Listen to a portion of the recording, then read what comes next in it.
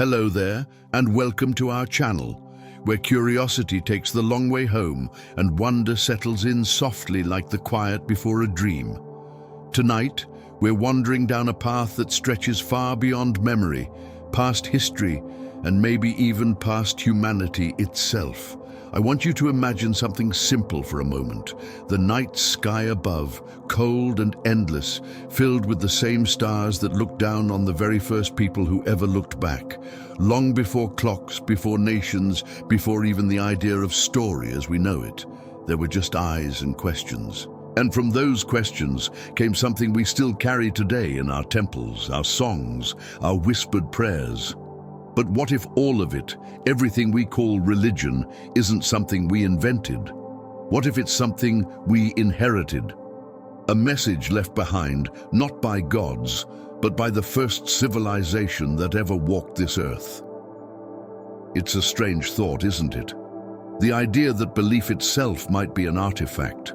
That every altar, every chant, every symbol carved into stone could be less about worship and more about remembering. The first time I came across that idea, I couldn't quite decide whether it was comforting or unsettling. Maybe both.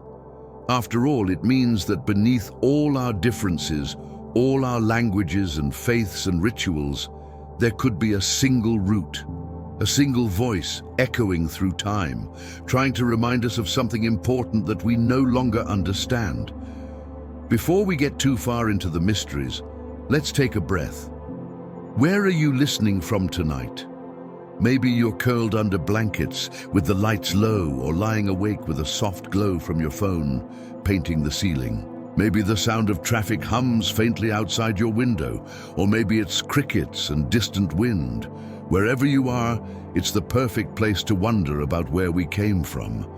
And if this kind of slow, thoughtful wandering feels like a good companion for the night, I'd be grateful if you gave the video a like or maybe subscribed. It helps this small corner of calm find others who might need a quiet moment too. So let's drift backward, not just through centuries, but through layers of forgetting. Imagine the world before writing, before history began its official records. There were still civilizations, though we've lost their names. We find their footprints in the dirt, in shards of pottery, in ruins swallowed by jungles. And sometimes we find things that don't fit. Great stones carved with impossible precision. Myths that describe cataclysms long before anyone should have remembered them. Languages that seem to appear fully formed, complex, structured, as if copied rather than invented. These are the puzzles that make archaeologists sigh and storytellers smile. Because maybe, just maybe, the answers are hidden not in what we've dug up, but in what we've always believed. Religion in all its forms is one of humanity's constants. Every known culture, from the most ancient to the modern, has carried some idea of the sacred. It's as natural to us as art, as instinctive as rhythm. We pray, we chant, we seek meaning in the sky, and we build monuments that outlast empires. It's easy to say that this is just how humans cope with the unknown, that gods were born from fear of thunder or the need to explain death. But what if those explanations are the surface of something much older? What if the first civilization, the one that might have stood before all the ones we know, encoded its knowledge in the only medium guaranteed to survive millennia of erosion, fire, and forgetfulness: faith? Think about how fragile information is. Paper burns, wood rots, metal corrodes, but stories once spoken can live forever. They move from mouth to mouth, shaping themselves to each new tongue. A story can cross deserts, oceans, and generations. A belief can persist even when every trace of its origin is gone. If you were part of an ancient people watching your world crumble, wouldn't you try to pass something on that couldn't die? You might not be able to preserve your machines or your libraries, but you could wrap your knowledge in meaning, attach it to rituals, symbols, and words that people would remember because they had to. Because forgetting would feel like sacrilege. Maybe that's why religion feels both human and alien at the same time. It speaks to our emotions, our morality, a need for belonging. but it also carries fragments of things we don't fully understand. Myths that sound like memories of real events. Floods, fires, lights from the heavens, visitors who taught and vanished. Every culture seems to have its own version, and they all point backward to a golden age, a time when gods or teachers or shining beings walked among us. If they were all invented separately, it's a remarkable coincidence. If they were inherited from a single vanished civilization, it's something else entirely, a signal that's been echoing for tens of thousands of years. Of course, it's tempting to romanticize the past. We imagine lost continents and forgotten empires, Atlantis and Lemuria, as if the ruins must always hide something grand. But there's a quieter possibility. Maybe the first civilization wasn't vast or advanced in the way we think of it.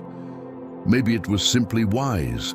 Maybe they understood that knowledge without meaning fades, that survival depends not only on tools, but on stories that teach you how to use them.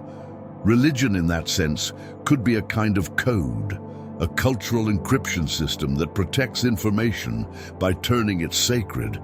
The rituals ensure repetition, the symbolism ensures longevity, and the emotion ensures transmission.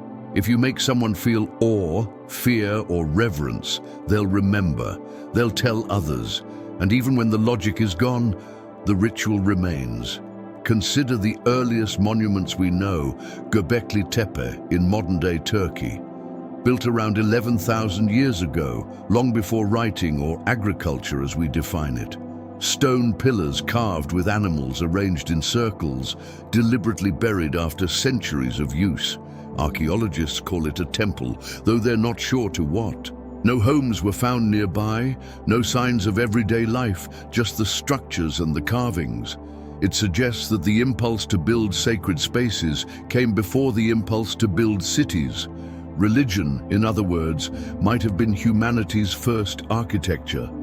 But what if that temple wasn't simply a place of worship? What if it was a message, a monument encoding astronomical knowledge, seasonal cycles, or even a memory of something the builders themselves didn't fully understand, but were told to remember? It's hard not to wonder who told them. The idea of inheritance runs deep in ancient traditions. In Egypt, the priests claimed their knowledge was older than the sands themselves. In Mesopotamia, scribes wrote of earlier ages when gods taught men the arts of civilization. The Greeks spoke of the lost age of Kronos. The Hindus described cycles of time so vast they make modern cosmology look modest. Everywhere you look, there's a sense of something handed down, something that didn't start with them, but was carefully preserved. When modern archaeologists decode these stories, they often find kernels of truth hidden beneath the myth. Geological events, astronomical alignments, real floods, real migrations. And maybe that's the point. Religion as inheritance isn't about perfect accuracy. It's about continuity. The philosopher Mircea Eliade once said that religion is a way of returning to origins. Every ritual, he argued, reenacts a primordial act, bringing the participant closer to a time when the world was first ordered. In that sense, maybe all religions are attempts to remember a single original ordering, a blueprint from the first civilization that told us how to live in balance, how to read the sky, how to see ourselves as part of something larger. Over time, that memory fractured. The blueprint became myth, the myth became story, and the story became belief. And now, thousands of years later, we pray to fragments of an ancient textbook. You can see traces of that idea everywhere once you start looking. The flood myth, for instance, appears in cultures that never met. From the Epic of Gilgamesh to the Hebrew Bible, from ancient India to the Aztecs, it's always the same pattern. The world is destroyed. A few survive. They rebuild with guidance from the divine. But what if it wasn't divine punishment at all? What if it was a historical memory of an actual flood preserved and dramatized so that no one would forget what water can do? The divine messenger becomes symbolic. The boat becomes a metaphor, but the warning remains. When we decode religion as message instead of myth, it suddenly feels practical, less mysterious, but more miraculous in a way, because it means people long before us cared enough to warn the future. There's another layer to this idea, a psychological one. Religion doesn't just preserve stories, it preserves emotion. The feeling of reverence, the aura of looking at something you can't explain, is one of the most enduring states of consciousness we know. It binds people together, it creates identity, and it anchors memory. Neuroscientists have found that emotional experiences are more easily remembered and transmitted. So if the first civilization wanted to ensure that its wisdom survived even after words changed, the best strategy would be to tie that wisdom to feelings that never fade. Wonder, fear, gratitude, love, the sense of something greater. In that light, religion is less a system of control and more a technology of remembrance. Of course, most modern scholars will tell you that organized religion evolved gradually. The social structures grew, and people needed ways to reinforce cooperation and moral codes, and they're not wrong. But that doesn't rule out the possibility that the impulse itself, the sense of something sacred, has deeper roots. Anthropologists studying hunter-gatherer societies find that even the simplest groups have spiritual beliefs often centered on the natural world and ancestors. Those could easily be remnants of something older, a diluted inheritance from a time when the boundary between the practical and the sacred didn't exist. When to plant, when to hunt, when to migrate, all encoded in stories about gods and spirits, ensuring the knowledge wasn't lost if one generation failed to explain the reasoning. The more we learn about ancient sites, the more this pattern repeats. Alignments with solstices, equinoxes, and star clusters, repetitions of the same symbols, spirals, eyes, serpents, trees across continents and millennia. Coincidence? Perhaps. But if you view religion as a long echo from a forgotten civilization, those symbols might be words in a lost language. The tree could be a map of lineage, or the structure of knowledge itself. The serpent might represent cycles or energy, the spiral, time, or recursion. We can't know for sure, but it's striking how these patterns refuse to fade. They persist not just in temples, but in our subconscious, in dreams, in art. We keep drawing them, carving them, revering them as if they still whisper something important. There's a quiet humility in this idea. It suggests that belief isn't arrogance, but gratitude. That we're caretakers of a story that began before we did, and that we've been trying clumsily but earnestly to keep it alive. When we kneel, light candles, chant words in forgotten tongues, maybe we're not just reaching upward to gods. Maybe we're reaching backward to ancestors who wanted us to remember what they knew, the laws of balance, the cycles of the earth, the fragility of life, the promise of continuity. The gods could have been metaphors for principles. The rituals could have been mnemonics for survival. And we in our temples and churches and quiet prayers before sleep might still be reciting lessons that once kept the world whole. As the thought drifts through your mind, it doesn't need to settle into certainty. It's enough to let it linger like an ember at the edge of imagination. Maybe religion is proof that humanity once reached further than we remember.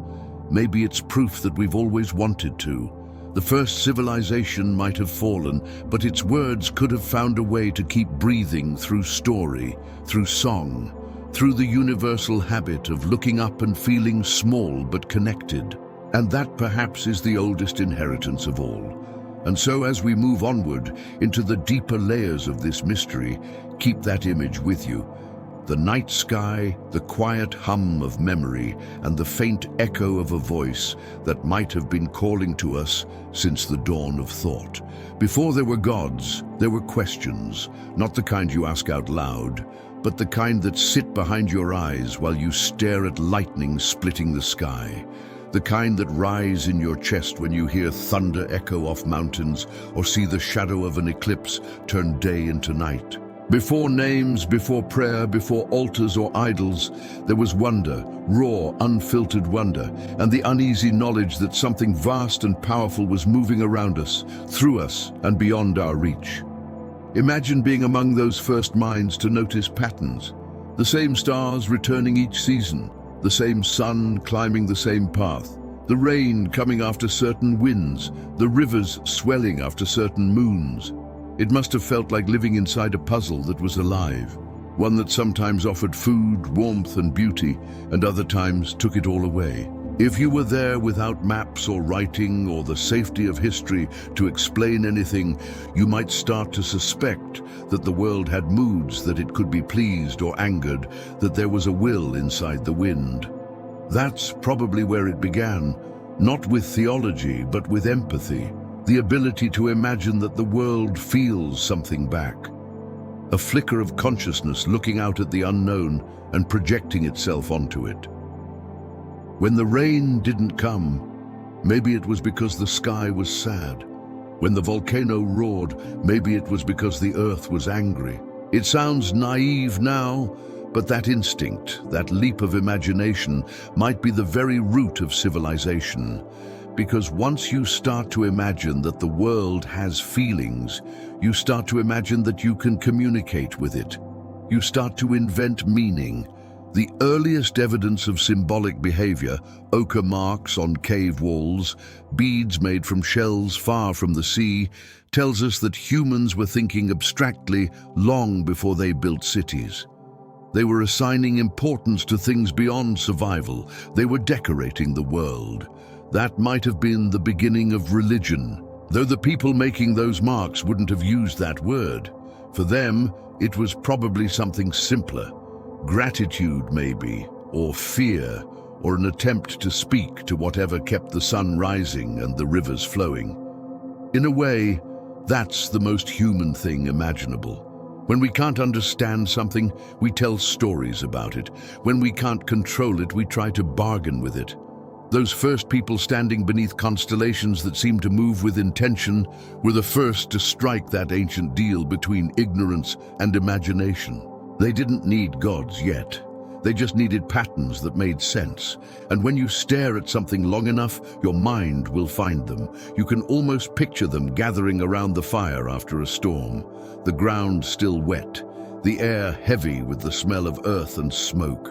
Someone points to the horizon and says, "That mountain, it made the thunder." Someone else shakes their head. No, it's the sky that speaks when the mountain breathes.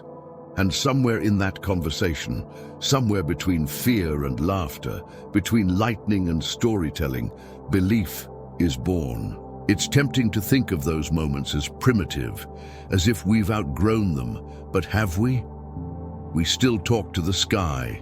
We still make wishes to things that can't hear us. We still assign meaning to coincidences, to dreams, to numbers, to the strange alignments that make us feel like there's more going on than we can see. The only difference is that we've given those feelings names, written them into doctrines, and printed them in books. The impulse is the same. The vocabulary just changed. Before gods had names, the sacred wasn't something separate from the ordinary. The hunt, the harvest, the sunrise, the birth of a child, all of it was infused with the same awe. There wasn't a word for religion because there wasn't a word for not religion. The whole world was alive. Every stone, every gust of wind, every animal was part of the same conversation. Anthropologists call this animism, the belief that everything has spirit. But to early humans, it wasn't a belief at all. It was observation. The forest moved, the rivers sang, the stars returned. How could they not be alive?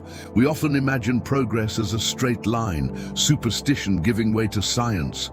But that's not how understanding actually works. It's more like layers of sediment.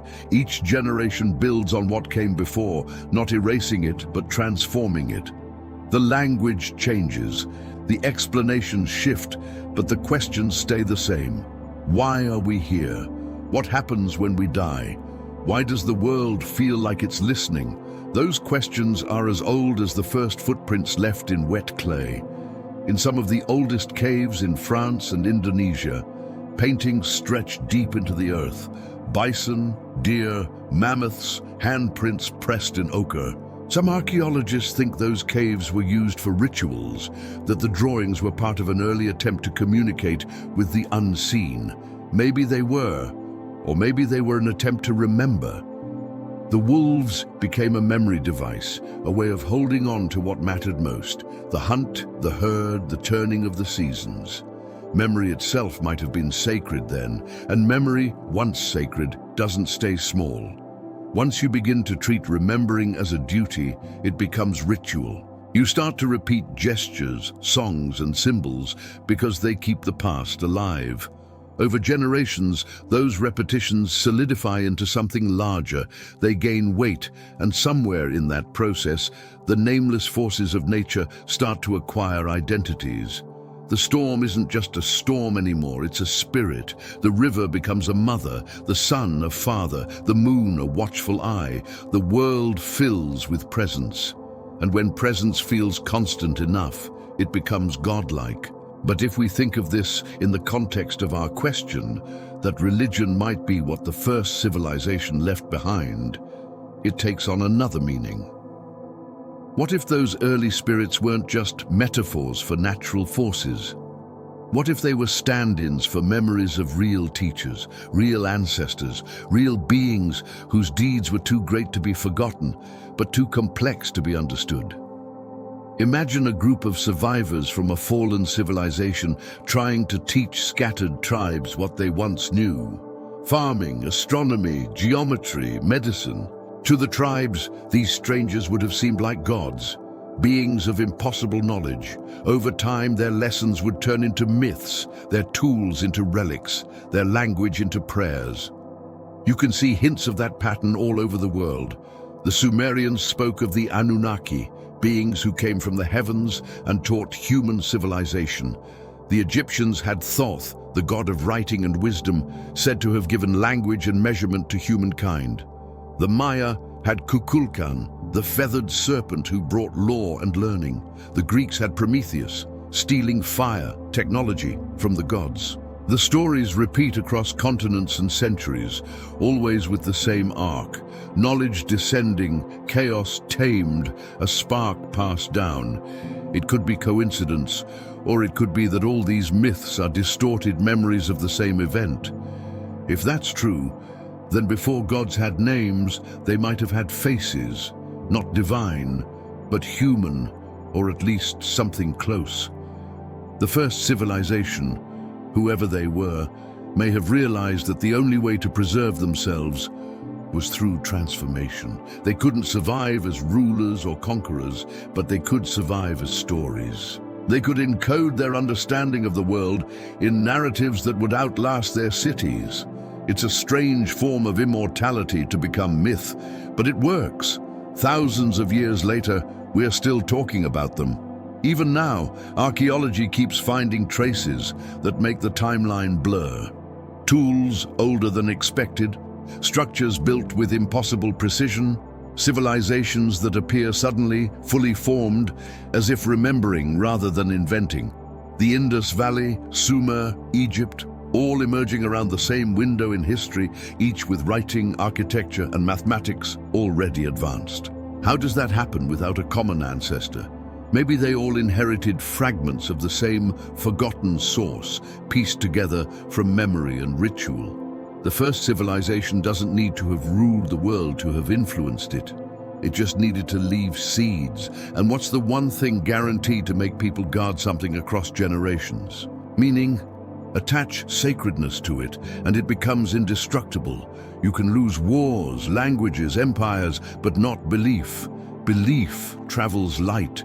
It fits in stories, in songs, in gestures. It hides in plain sight, passed from mother to child, from teacher to student, from priest to follower. Even when its origin is lost, its rhythm survives. That's how religion works. It keeps breathing long after memory dies. When we look at ancient myths now, we often read them as symbolic, poetic, exaggerated. But what if they were once literal descriptions of real events that became unrecognizable after thousands of years of retelling? The gods descended from the sky might sound mythical, but to someone trying to describe a technological encounter with no vocabulary for it, what else could they say? If you saw fire fall from the heavens or machines that defied gravity, you'd describe them the only way you could, as divine. Still, it's important to remember that even if this is true, it doesn't make those ancient people naive. They weren't mistaking science for magic. They were translating experience into meaning, building bridges between the seen and the unseen. That's what humans do best. We connect the dots even when we don't have all the dots. And that act, the reaching, the trying to explain, might be the oldest and most sacred impulse of all. Before gods had names, there was no line between fact and myth, between the physical and the spiritual. The world was one thing, whole and alive. Knowledge didn't belong to a separate realm. To study the stars was to pray. To track the seasons was to worship. To tell a story was to preserve a law of nature. In that world, religion wasn't just what people believed, it was what they did to stay alive. And maybe that's the connection we've lost. Over time, we've divided knowledge into categories. Science for facts, religion for faith, art for feeling, but in the beginning, they were one language. Each reinforced the other. Each was a way of describing the same reality. If the first civilization left anything behind, it might have been that unity. The reminder that understanding the world doesn't have to mean dividing it. As we look back, those nameless beginnings remind us that belief wasn't born from ignorance, but from curiosity. It was the first attempt to make sense of chaos. The first version of philosophy, astronomy, and storytelling combined. And it's still with us. Every time we look up and wonder, every time we whisper a wish or pause before beauty, we're echoing that same instinct. We're continuing a conversation that started when someone long ago looked at the sky and decided it was listening. So maybe before gods had names, what we really had was awe. The kind that doesn't demand worship, only attention. The kind that makes you feel both small and vast at the same time. And that perhaps is the real inheritance, the spark of wonder that keeps asking, keeps imagining, keeps reaching. Because whether or not the first civilization meant to leave us a message, they left us the capacity to listen. And if you listen closely between the sounds of the world turning, the hum of your own breath, and the steady pulse of time, maybe you can still hear it. The echo of a question older than speech, still waiting for an answer we haven't yet found. When darkness covered the land, the only light humans knew came from the sky and from fire. Both had power, both demanded respect, but one could be touched, fed, shaped, and controlled. The other was unreachable, distant, and mysterious. Somewhere between those two lights, the one that burned in our hands and the one that burned above us, something remarkable happened. Humanity began to tell stories that would outlast them. And maybe if the idea that religion is what the first civilization left behind has any truth to it, this is where that legacy started to glow again, around the fire, in the stories, in the sparks rising into the night. Firelight changes the way the world feels. It makes shadows move. It softens faces. It makes time slow down. It turns strangers into listeners. Before there were books or tablets or carvings, there was the circle of warmth where memory was born. Think of how fragile knowledge must have been back then. Every idea had to live in someone's head. And if that person didn't pass it on, it vanished. So the fire wasn't just heat, it was the first archive, the first university, the first stage. It was where the day's lessons turned into stories that could be remembered. And that's where the theories begin. When anthropologists study oral traditions, they find something fascinating. Cultures that have no written language can preserve stories accurately for thousands of years. Word for word, rhythm for rhythm, some Aboriginal songlines in Australia describe coastlines that were last visible during the Ice Age. Polynesian navigators can recall maps of stars across thousands of miles of open ocean without a compass. Oral memory, when tied to ritual and story, becomes a kind of living hard drive. It's not fragile at all. It's incredibly resilient. So imagine a civilization that knew this. Imagine the first true civilization, the one that might have risen before any of the ones we know, realizing that its survival didn't depend on monuments or metal, but on memory. Suppose they saw the collapse coming. Climate change, flood, famine, war, or even something beyond imagination. They couldn't save their buildings, but they could save their ideas. How?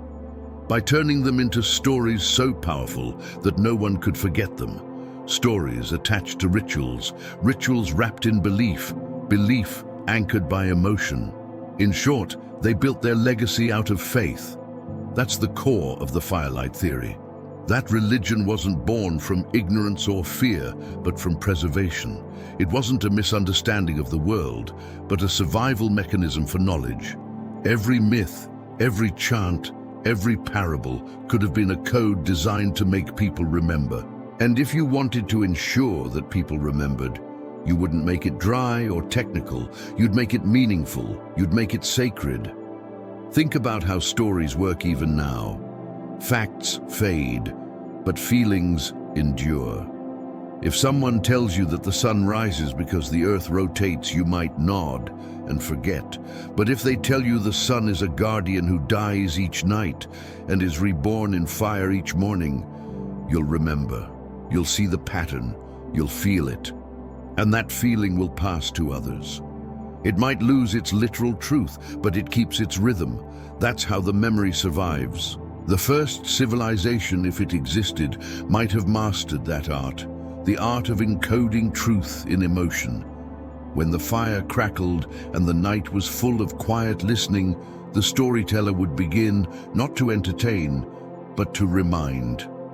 The tale might describe a hero who steals fire from the gods, teaching humans to use it wisely. To the listener, it's a myth. But hidden in it could be lessons about metallurgy, energy, or chemistry. Another story might speak of a great flood that wiped away arrogance and cleansed the world. To the listener, it's divine punishment. To the originators, it could have been a record of a real cataclysm, a warning to prepare, to move inland when the waters rise. Over time, those practical meanings blurred, but the structure of the story, its emotion, its moral weight, remained intact. We see echoes of this everywhere. Ancient myths that map to real astronomical or geological events. The alignment of temples to solstices, the repetition of numbers, the symbolic animals that correspond to constellations. These aren't coincidences, they're instructions. The myth of Orion's hunt, the Egyptian story of Osiris and Isis, the Mayan hero twins, they all mirror celestial patterns. The sky was their textbook, and religion was the way to make sure no one ever stopped reading it. The firelight was also the first laboratory. You can imagine the experimentation that happened there. Different tribes, different tongues, sharing stories, merging them, adjusting them. Over generations, stories evolved like living organisms, adapting to each environment while keeping their essential structure. A story about a god descending from the sky might begin as a memory of an actual event, maybe a meteor, maybe something else, and evolve into a narrative about creation. The details shift, but the underlying concept stays the same. Knowledge comes from above, chaos comes from below, and the balance between them sustains life. That pattern appears again and again across cultures. If religion is what the first civilization left behind, this is where its signal survived the fall. In oral form, guarded by people who didn't even know what they were protecting. When the fires burned low, when storms wiped out cities and generations forgot the reasons behind the rituals, the story still held. The melody remained, even if the words changed. That's how memory beats extinction. It's hard not to see the parallel to our own time. We have endless data, endless storage, but no guarantee that any of it will survive the centuries ahead. Hard drives corrode, servers fail, files vanish when no one renews their domains.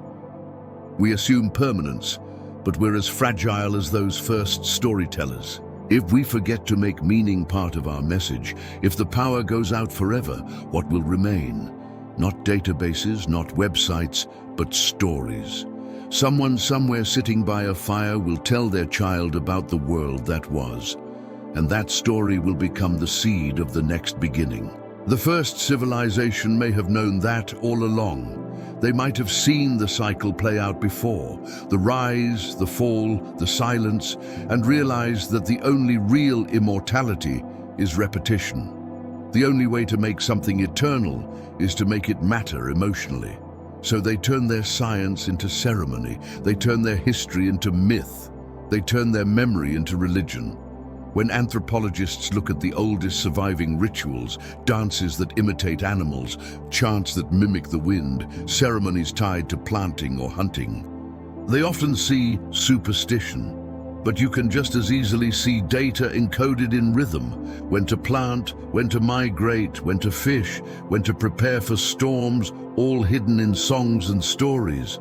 To someone who's forgotten the meaning, it's worship. To the one who remembers its instruction, the line between the two is thinner than we think. The firelight also gave rise to hierarchy, and with it the keepers of knowledge. Some people remembered better than others. Some could recite longer, more accurately. They became the storytellers, the shamans, the priests, not because they were closer to the divine, but because they were better hard drives. The first scientists were the first priests. The first astronomers were the first prophets. Their job wasn't to command belief, it was to preserve pattern, and the pattern over time became sacred. Imagine then the transition, the moment when a society that once told stories to remember began telling them to believe. That's how you lose the key to the code. Once something becomes purely sacred, it stops being questioned. The original purpose fades. The myth becomes the message itself, and yet even then the preservation continues. The meaning might be buried, but it's still there. You can almost think of religion as an ancient encryption, a message locked in metaphor, waiting for someone to remember how to read it. Some modern researchers have begun revisiting myths through that lens. They find that many religious stories contain surprisingly accurate astronomical data. Myths about cosmic eggs, serpents, or battles in the sky align with real celestial phenomena like comets, eclipses, and planetary conjunctions. The ancients, it seems, weren't just inventing, they were observing. They were recording reality in mythic language. The reason they used story instead of prose wasn't ignorance, it was strategy.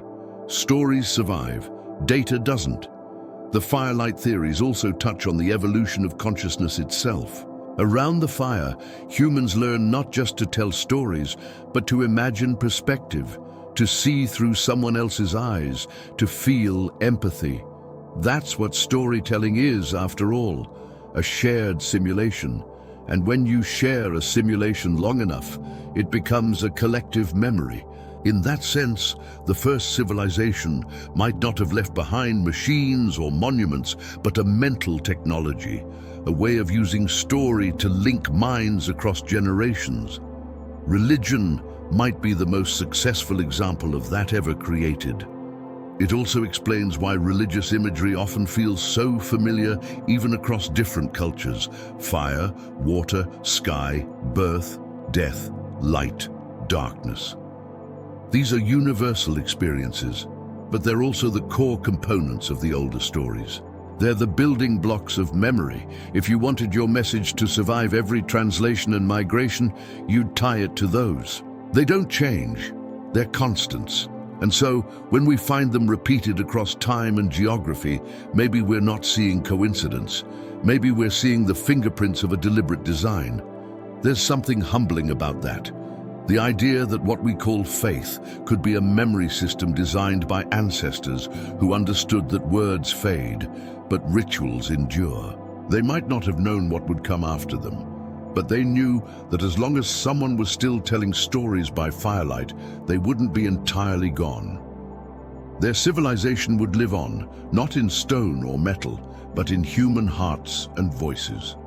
Think about it. Every major religion still relies on light in some form. Candles, lamps, incense, flame. Every ceremony replays the same ancient scene.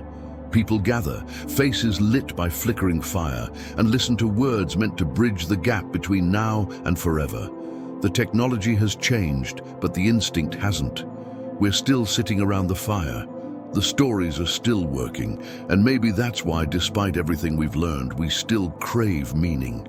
We still search for something larger than ourselves, because deep down, we might remember that once, a long time ago, we were entrusted with something precious. A message carried in the warmth of light and the rhythm of words. The first civilization might have vanished, but their method survived. Every belief, every ceremony, every whispered prayer might just be another spark from that original fire. The flames flicker, but they never go out. Not really. They just move from torch to torch, from century to century, from one quiet listener to another. And as long as someone sits awake, watching the light and wondering what it all means, the message continues. The night deepens, the stars shift. The fire burns lower, but its glow still paints the faces of those who listen. They might not remember where the stories came from.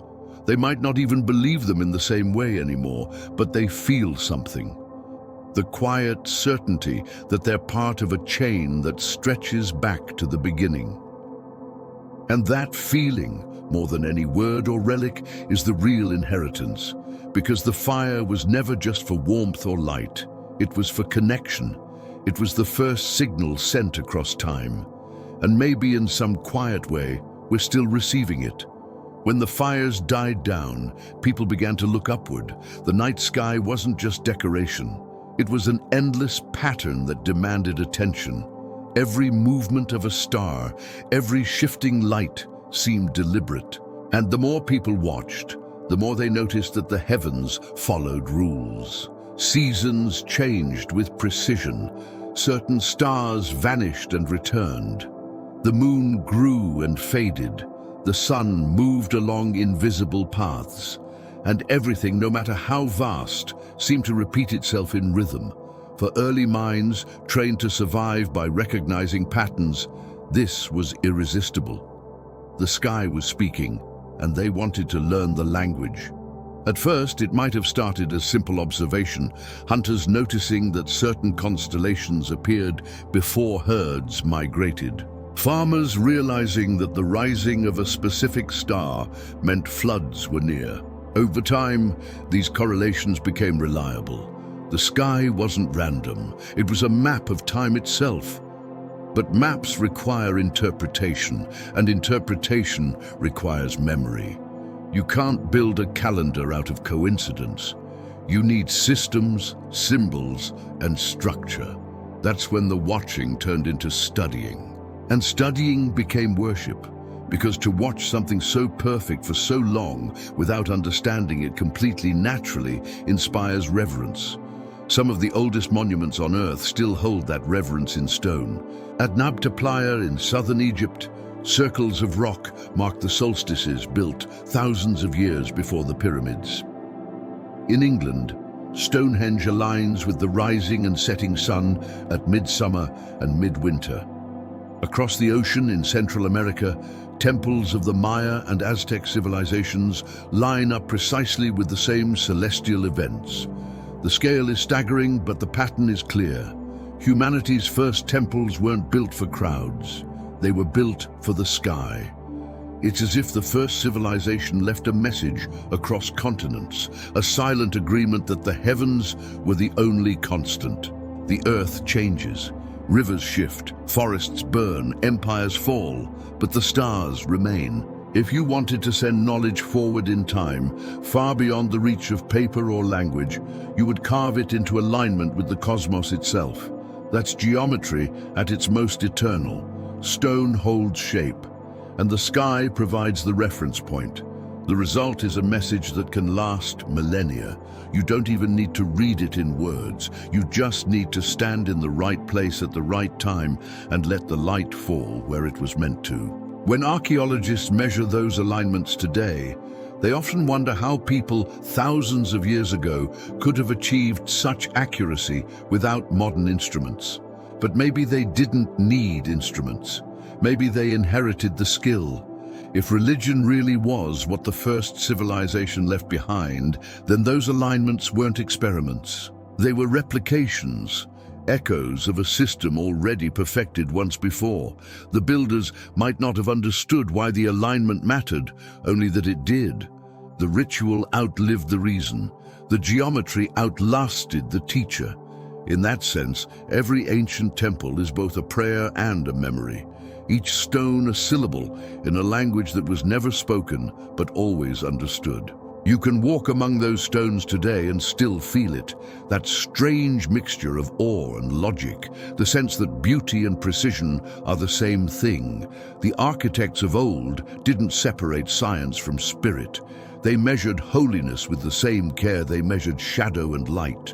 The Egyptians, for example, built their great pyramids with such precision that their sides are aligned almost perfectly with the cardinal directions. The error margin is so small it's barely measurable. The entire complex mirrors the constellation of Orion, a pattern that appears again in other ancient structures around the world. The builders said they were imitating the heavens, but what if they were preserving data? Perhaps the layout encoded astronomical information, star positions, or even celestial cycles that we've forgotten how to read. That's where the idea of sacred geometry comes in. The notion that certain shapes and proportions aren't just pleasing to the eye, but fundamental to the structure of reality. Circles, triangles, spirals, squares, these forms appear everywhere, from atoms to galaxies, from shells to hurricanes. Early civilizations saw this repetition and assumed it was intentional. If the universe kept using the same patterns, then maybe those patterns were divine.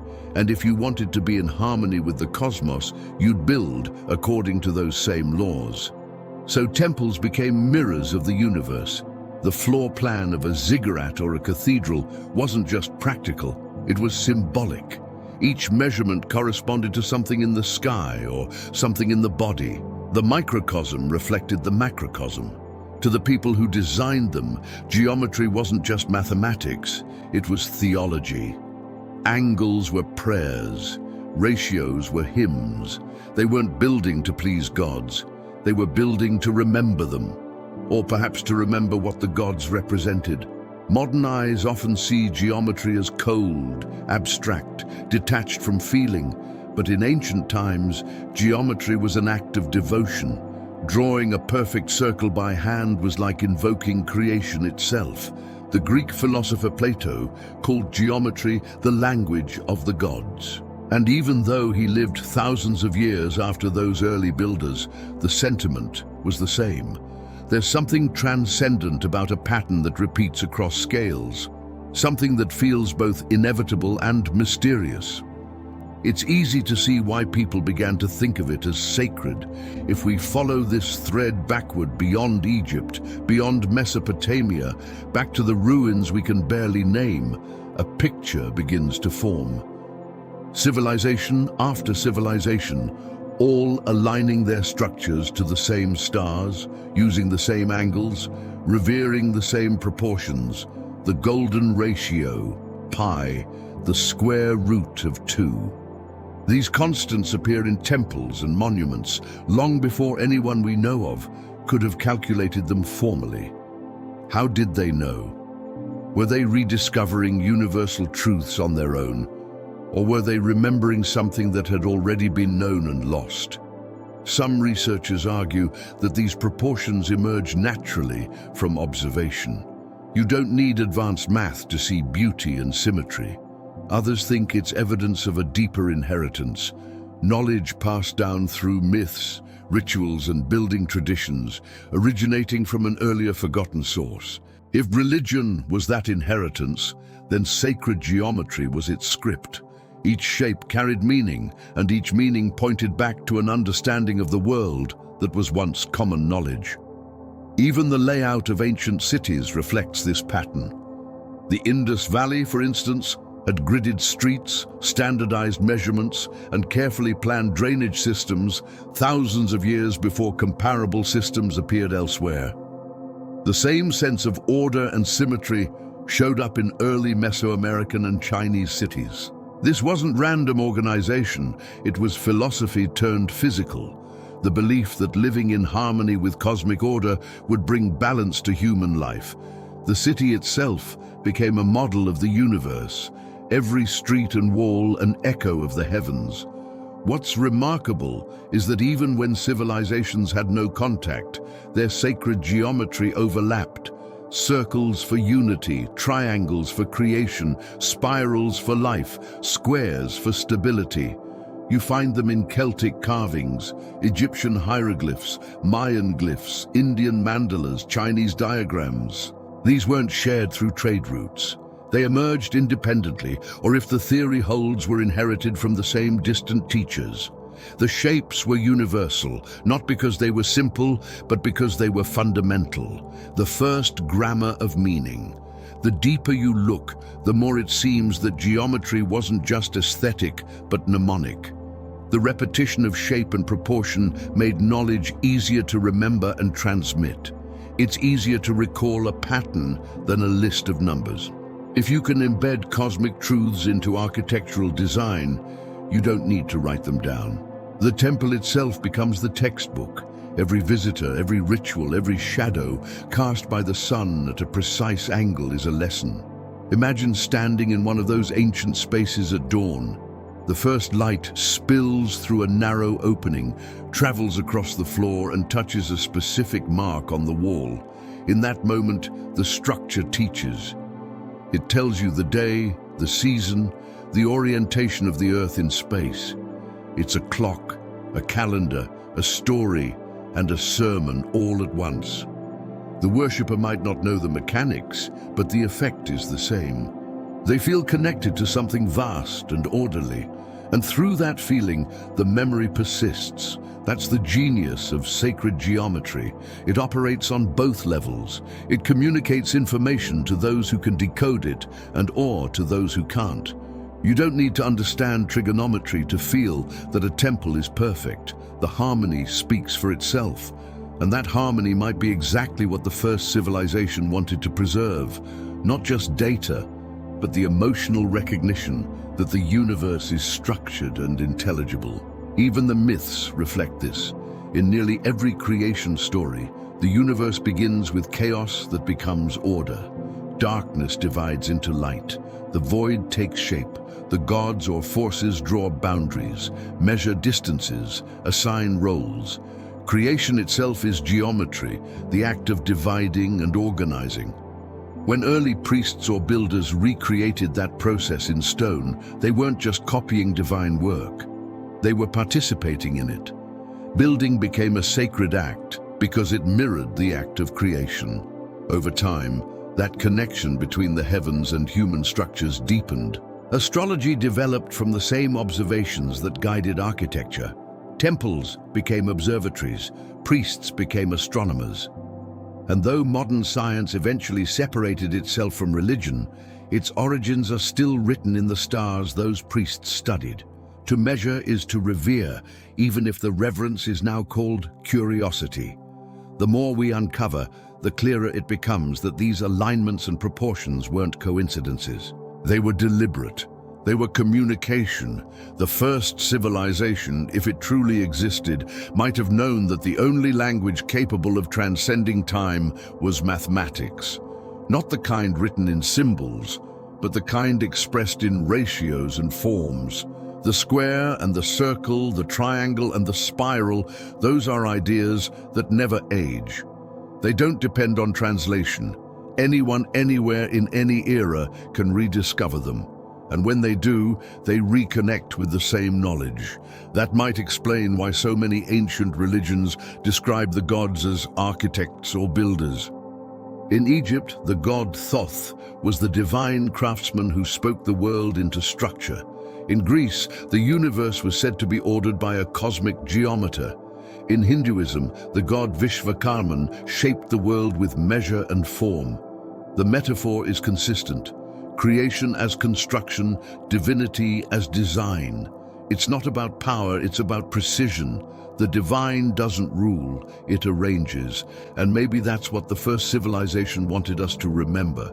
Not just how to build temples, but how to see the universe as a structure that can be understood, respected, and mirrored in our own creations. Religion in this view becomes a manual for maintaining harmony with that structure.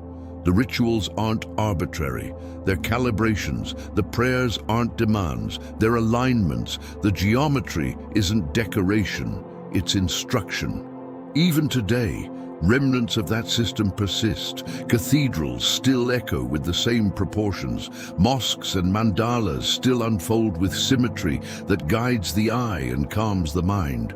Modern architecture, even stripped of its overt spirituality, still seeks balance and proportion.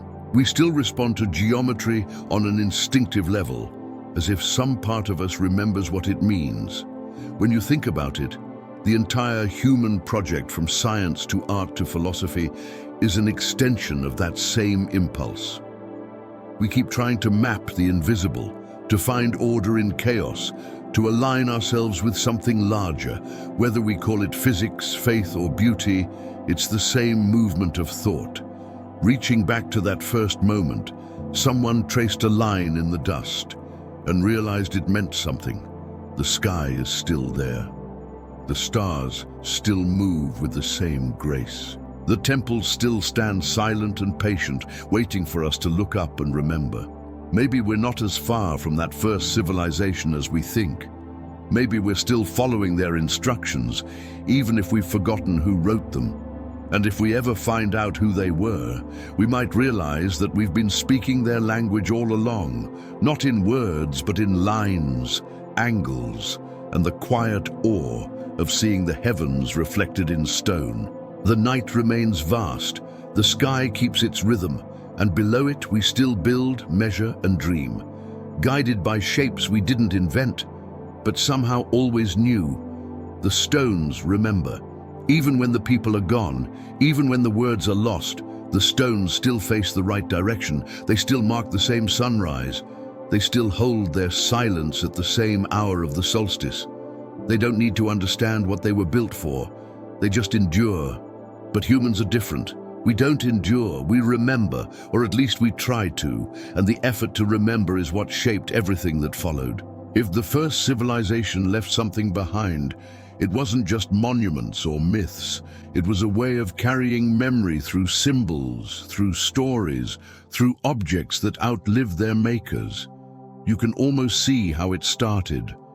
A family passing down a tool made by a grandparent, a song sung before a hunt. The words slightly changed each time, a mark carved into a tree or a bone, not as decoration, but as record. Each act small, almost ordinary, yet each a thread in a network of meaning that stretches across generations. Before writing, before libraries, before archives, humans built their continuity out of memory itself. The body became the book. The mind became the archive. The act of remembering became a sacred duty. But memory fades, and the first civilization, if it truly existed, would have known that better than anyone. Imagine watching your world collapse, knowing that what you've built will not survive, and realizing that your only hope is to encode your knowledge into the fabric of culture itself, to hide it in repetition, ritual, and reverence so deeply that it can't be erased, even when the reason behind it is forgotten. That's what a memory carrier is. Not just a person, but an entire system of preservation disguised as devotion. Objects can do it too. Think of the relics that appear in every ancient tradition: sacred stones, staffs, statues, tablets. At first glance, they seem to represent deities or legends. But maybe some of them were tools, models, instruments, or even data storage of a kind we don't yet understand. Over time, when the technology to interpret them vanished, they became holy simply because they were old, powerful, mysterious. People no longer knew how to use them, only that they mattered. The object remained, but its function transformed into symbolism. That transformation might be the purest example of memory turning into faith. We see traces of this in the continuity of symbols. The same motifs repeat across continents and eras: the spiral, the cross, the eye, the serpent, the sun. No matter where you look, they appear again and again. It's almost as if they were part of a shared visual vocabulary that predates any known culture. Archaeologists usually explain this as coincidence, as independent invention, because humans everywhere experience the same natural shapes. But there's another possibility, that these were the original icons of the first civilization. Simple enough to survive translation, yet rich enough to carry layers of meaning. Take the spiral. It's found on stones in Ireland, on pottery in Peru, in petroglyphs in North America, in temple carvings in India. To a modern observer, it's beautiful but abstract. To the ancients, it might have been a representation of motion, of cycles, of energy. Or maybe it was literal, a depiction of a solar path, a map of a star's movement, or a symbol for something biological like growth or birth. Whatever it meant originally, it endured because it was easy to copy, easy to carve, and endlessly adaptable. The meaning could shift, but the symbol stayed. That's the hallmark of a successful memory carrier: resilience through ambiguity. The same is true of the serpent. It winds through mythologies across the world. In some stories, it's wisdom. In others, danger. It lives underground and sheds its skin, so it becomes a metaphor for renewal and immortality. In some traditions, it circles the world and bites its own tail, forming a perfect loop, the Ouroboros, symbol of eternity. If these stories came from one source, then maybe the serpent was never about morality or myth at all. Maybe it represented something fundamental about nature: cycles of decay and rebirth, energy transforming but never ending, science by way of symbol. And then there's the eye, perhaps the most universal of all. It stares from the walls of Egypt, glows in the art of Sumer, peers from Buddhist mandalas, and even appears on the American dollar bill. It's always watching, always open, always aware. The all-seeing eye could have begun as a literal concept, the idea of observation as power. If you can see the stars, if you can read the heavens, you hold the key to survival. Over time, the eye became divine. To see was to know, and to know was to hold the memory of what came before. What's remarkable is how these symbols persist. Even when their original cultures vanish, they move through time like seeds caught in wind, taking root wherever they land. Each new civilization inherits them, reshapes them, reinterprets them, but never quite erases them. It's as though humanity is haunted by its own forgotten language. We keep repeating these shapes without understanding why, drawn to them instinctively, as if some part of us still remembers their importance. The idea of the memory carrier also applies to language itself. Words can hold meaning long after their literal origins are gone. Etymologists often find that the oldest roots in human languages connect to shared sounds for natural forces, words for sun, mother, fire, water. It's possible that these were among the first encoded memories. The sounds themselves may have been chosen because they imitated nature, making them easier to recall and pass on. Over time, as languages evolved, those ancient syllables splintered into new forms, but their echoes remain buried in speech. Every time we talk, we might be carrying the faint vibrations of the first voices that tried to preserve what mattered most. Even myths themselves function as memory devices. They're built on repetition and pattern, full of rhythm and structure. Each element serves a purpose: to trigger recall, to make the story easier to retell. That's why so many ancient tales follow similar arcs: a hero's journey, a descent, a return. These weren't just artistic choices, they were mnemonic tools. If you want people to remember a lesson, wrap it in a story that feels inevitable, a story that mirrors the rhythm of life itself. That's how myths endure. They're too emotionally satisfying to forget. You can see this principle at work in ancient chants and rituals. The same phrases repeated for generations, the same steps danced under the same stars.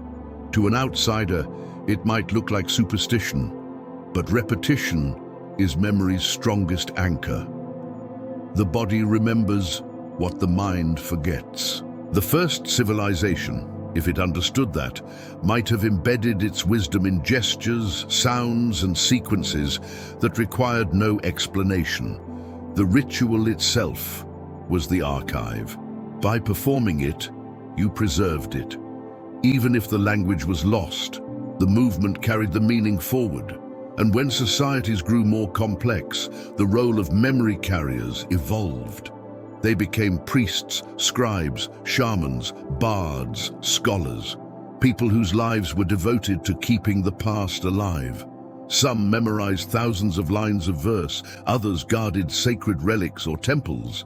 Some traced star paths across generations. Each one was a living extension of the first impulse to preserve. They were the human continuation of the stone's endurance. And even when power corrupted their institutions, even when knowledge turned into hierarchy, their purpose to carry memory remained buried beneath it all. There's an argument to be made that we're still doing the same thing. Our devices, our servers, our archives, they're all extensions of that ancient instinct. We've built monuments of data instead of stone, but the purpose hasn't changed. We still fear forgetting. We still feel that to remember is to exist. Every photo, every record, every inscription is an echo of the first handprint pressed against a cave wall. I was here. We were here. Remember this. If religion is the memory of the first civilization, then faith is the act of remembering without fully knowing what you're remembering. That's what belief often feels like, a pull towards something that feels familiar but unreachable, a longing for connection to something you can't quite name. It's the same feeling that drives a person to stand in an ancient temple and feel reverence without understanding why. Some part of us recognizes the architecture of meaning even when the story is faded. Maybe that's why religions emphasize lineage and repetition. The same prayers, the same holidays, the same stories told in cycles. They reinforce continuity. They make sure the chain isn't broken. The memory might change shape, but it never disappears completely. Every generation adds new layers, but the core remains a quiet reminder that remembering is sacred. In that sense, the entire planet could be seen as a kind of distributed archive, each culture holding a fragment of the original whole, each myth, each symbol, each ritual, a piece of a larger puzzle. No one tradition has it all, but together they form a mosaic that points backward towards something unified. Maybe that's what the first civilization intended, to scatter the pieces wide enough that no single disaster, no single failure could erase them all. Redundancy through diversity. A network of memory stretching across humanity. Even the stars might play a role in this. Ancient people often spoke of their ancestors joining the stars after death. Maybe that wasn't just poetry. Maybe it was part of the system, encoding stories into constellations, turning memory into sky maps. The myths of Orion, the Pleiades, the Milky Way, all serve as both story and instruction. When to plant, when to harvest, when to travel. But beyond the practical, they're emotional compasses connecting human life to something vast and constant. When you look at the stars, You're looking at the same symbols that guided your ancestors, the same lights that told the same stories. That continuity is the oldest comfort we know. The concept of memory carriers also raises a quiet question. What if we're not just inheritors of this system, but participants in it? What if the act of wondering about the first civilization right now is part of the mechanism? Curiosity itself could be one of the safeguards. As long as someone keeps asking where we came from, the memory never fully dies. The question is the carrier. The mystery keeps the system alive. And that might be the real brilliance of the legacy. It doesn't require belief, only attention. Whether you approach it through science, philosophy, or faith, you're still engaging with the same inheritance. You're still part of the same effort to remember. Even skepticism serves the same purpose. Doubt keeps the memory in circulation. The conversation itself is the preservation. The idea that religion might be the echo of the first civilization isn't about proving or disproving anything. It's about recognizing the continuity beneath the surface. Every symbol, every story, every ritual could be an ancient data packet transmitted through millennia, adapted and reinterpreted, but never entirely lost. The memory carriers, human, stone, star, have done their work well. We may not yet know what the message says, but we're still reading it, still decoding it, still feeling its weight in our collective imagination. Some nights when the sky is clear and the world feels quiet, it's easy to imagine that the first civilization is still out there in some way. Not as ruins or relics, but as patterns in our minds, rhythms in our stories, habits in our hearts. They taught us to remember by turning memory into meaning and meaning into devotion. That devotion still burns, steady and patient, passed down like fire from hand to hand. And as long as we keep telling stories, as long as we keep looking at the stars and tracing familiar shapes, we'll remain the memory carriers, not of just one civilization, but of everything that's ever tried to last. The flame is still moving, the pattern still holds, the world still whispers the same instruction. Remember, remember, remember. The longer a story is told, the more it begins to change shape. Words drift, meanings blur, details evolve to fit new listeners. And somewhere along that long road of repetition, stories stop being stories. They start being truths. That's how myths become gods. Not in an instant, not through design, but through the slow gravity of belief. What begins as memory, passed along by firelight and carried through symbols, gradually gathers weight until it becomes sacred. It's a quiet transformation, almost invisible while it happens. But looking back, you can see it everywhere. The moment when remembrance became reverence. If the first civilization really did leave its knowledge hidden in story, then this was the point when the message began to shift beyond its original purpose. Imagine the generations that followed after the collapse, trying to rebuild from fragments.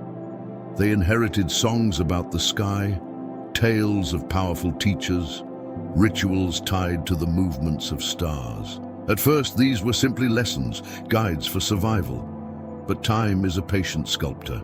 As memories grew distant and the reasons behind the stories faded, imagination filled the gaps. The teachers became heroes. The heroes became ancestors, and the ancestors became divine. It's easy to understand why. The world of early humanity was unpredictable. Floods, droughts, disease, earthquakes, everything seemed controlled by forces beyond comprehension. When people remembered stories about beings who once knew the secrets of the sky and the earth, it made sense to imagine those beings still existed somewhere, watching the mythic past turned into the divine present. A story once meant to explain became a structure of meaning, a system of comfort and control. You can see the evidence of this transition written across the walls of history. The Sumerian kings claimed descent from gods. But if you look closely, their earliest texts describe those gods as rulers from before the flood, beings who taught, governed, and departed. The Egyptians spoke of divine dynasties before human kings.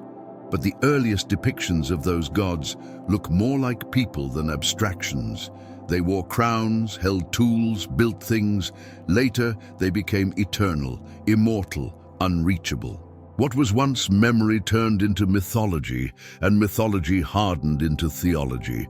That's how the process works. Once a story becomes sacred, it stops evolving as freely.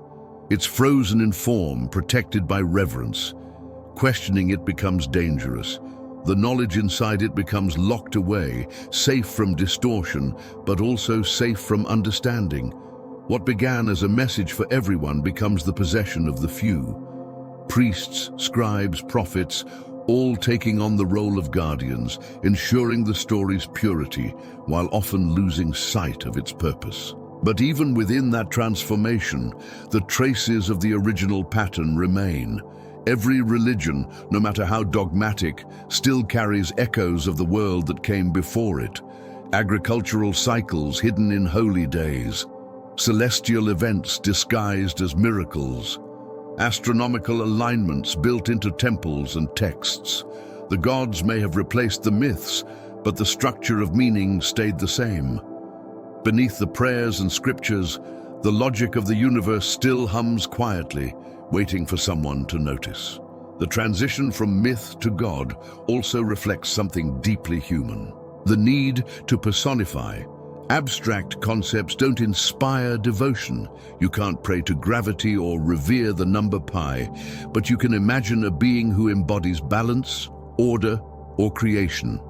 When the first civilization encoded its knowledge in metaphor, they may have done so to make it memorable, but later generations, lacking context, took those metaphors literally. The sun wasn't a symbol of power anymore. It was a deity.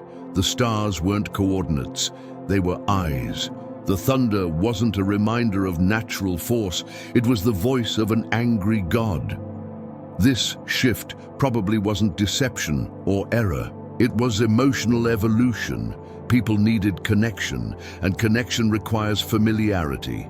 Turning patterns into personalities made the vastness of existence feel closer, more understandable. A storm is terrifying, but a storm god can be pleaded with. Death is inevitable, but a god of the underworld can be reasoned with. It was a way of giving shape to the unshapeable, of bringing order to chaos, and once that shape was drawn, it never truly faded. Still, if you trace the lineage of these deities backward, they often lead to something simpler. A myth about nature, an observation about the world, or a lesson about balance.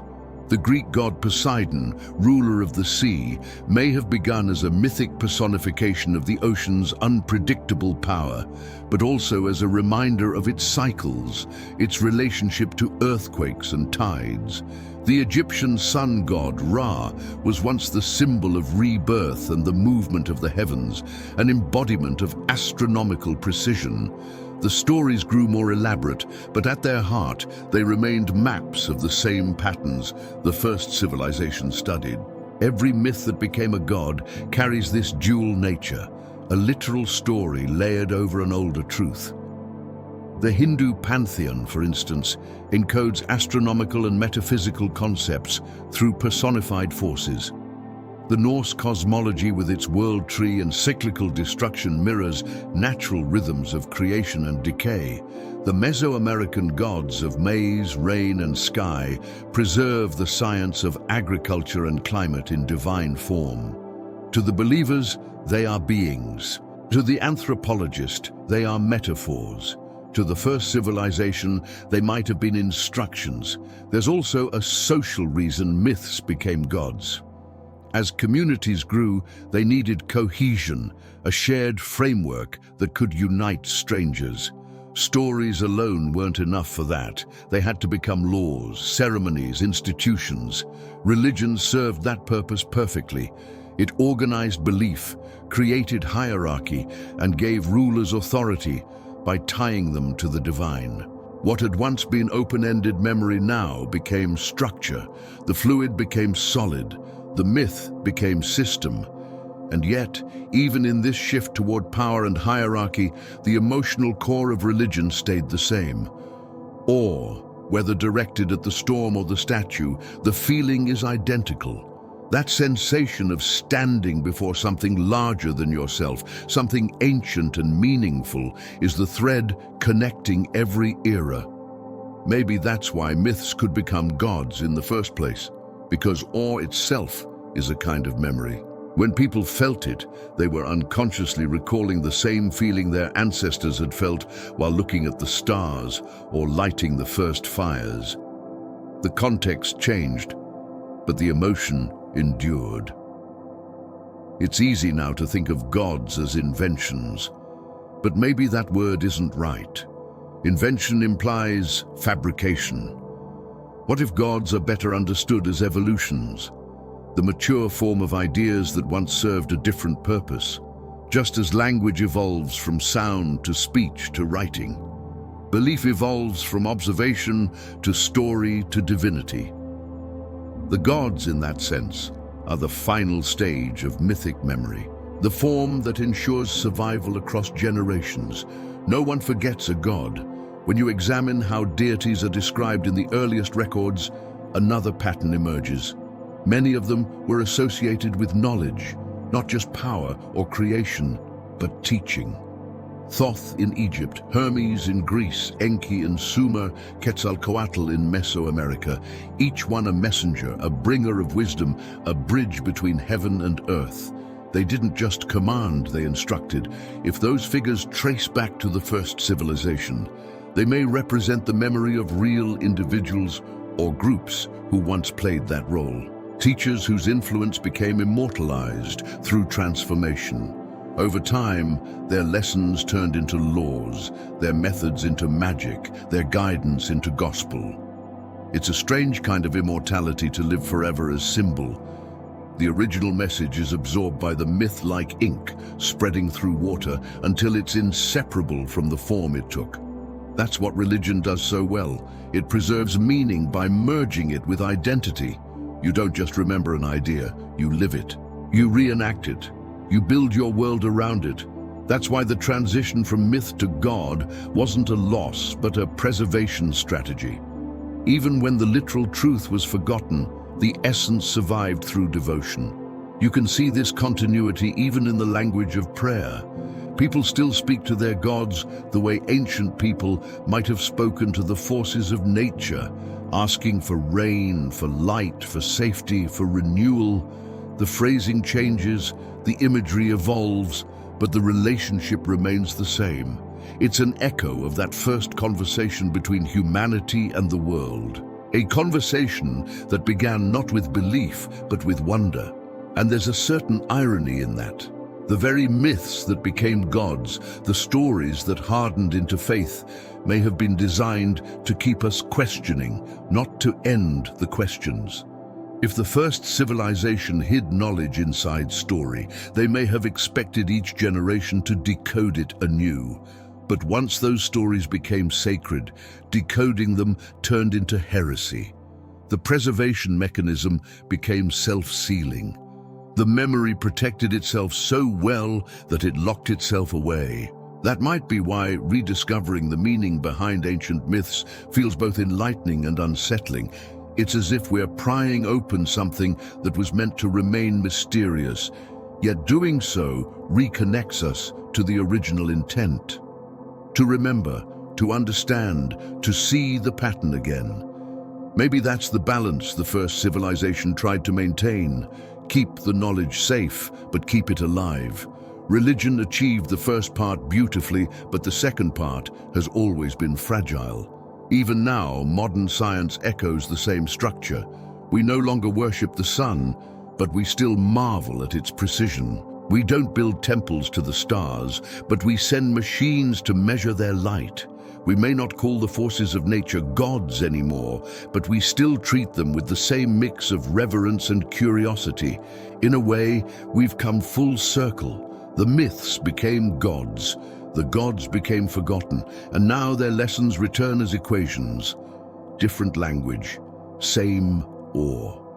It's tempting to wonder what the first civilization would think if they could see us now, decoding their messages with telescopes and algorithms instead of ritual and song. Maybe they'd be proud.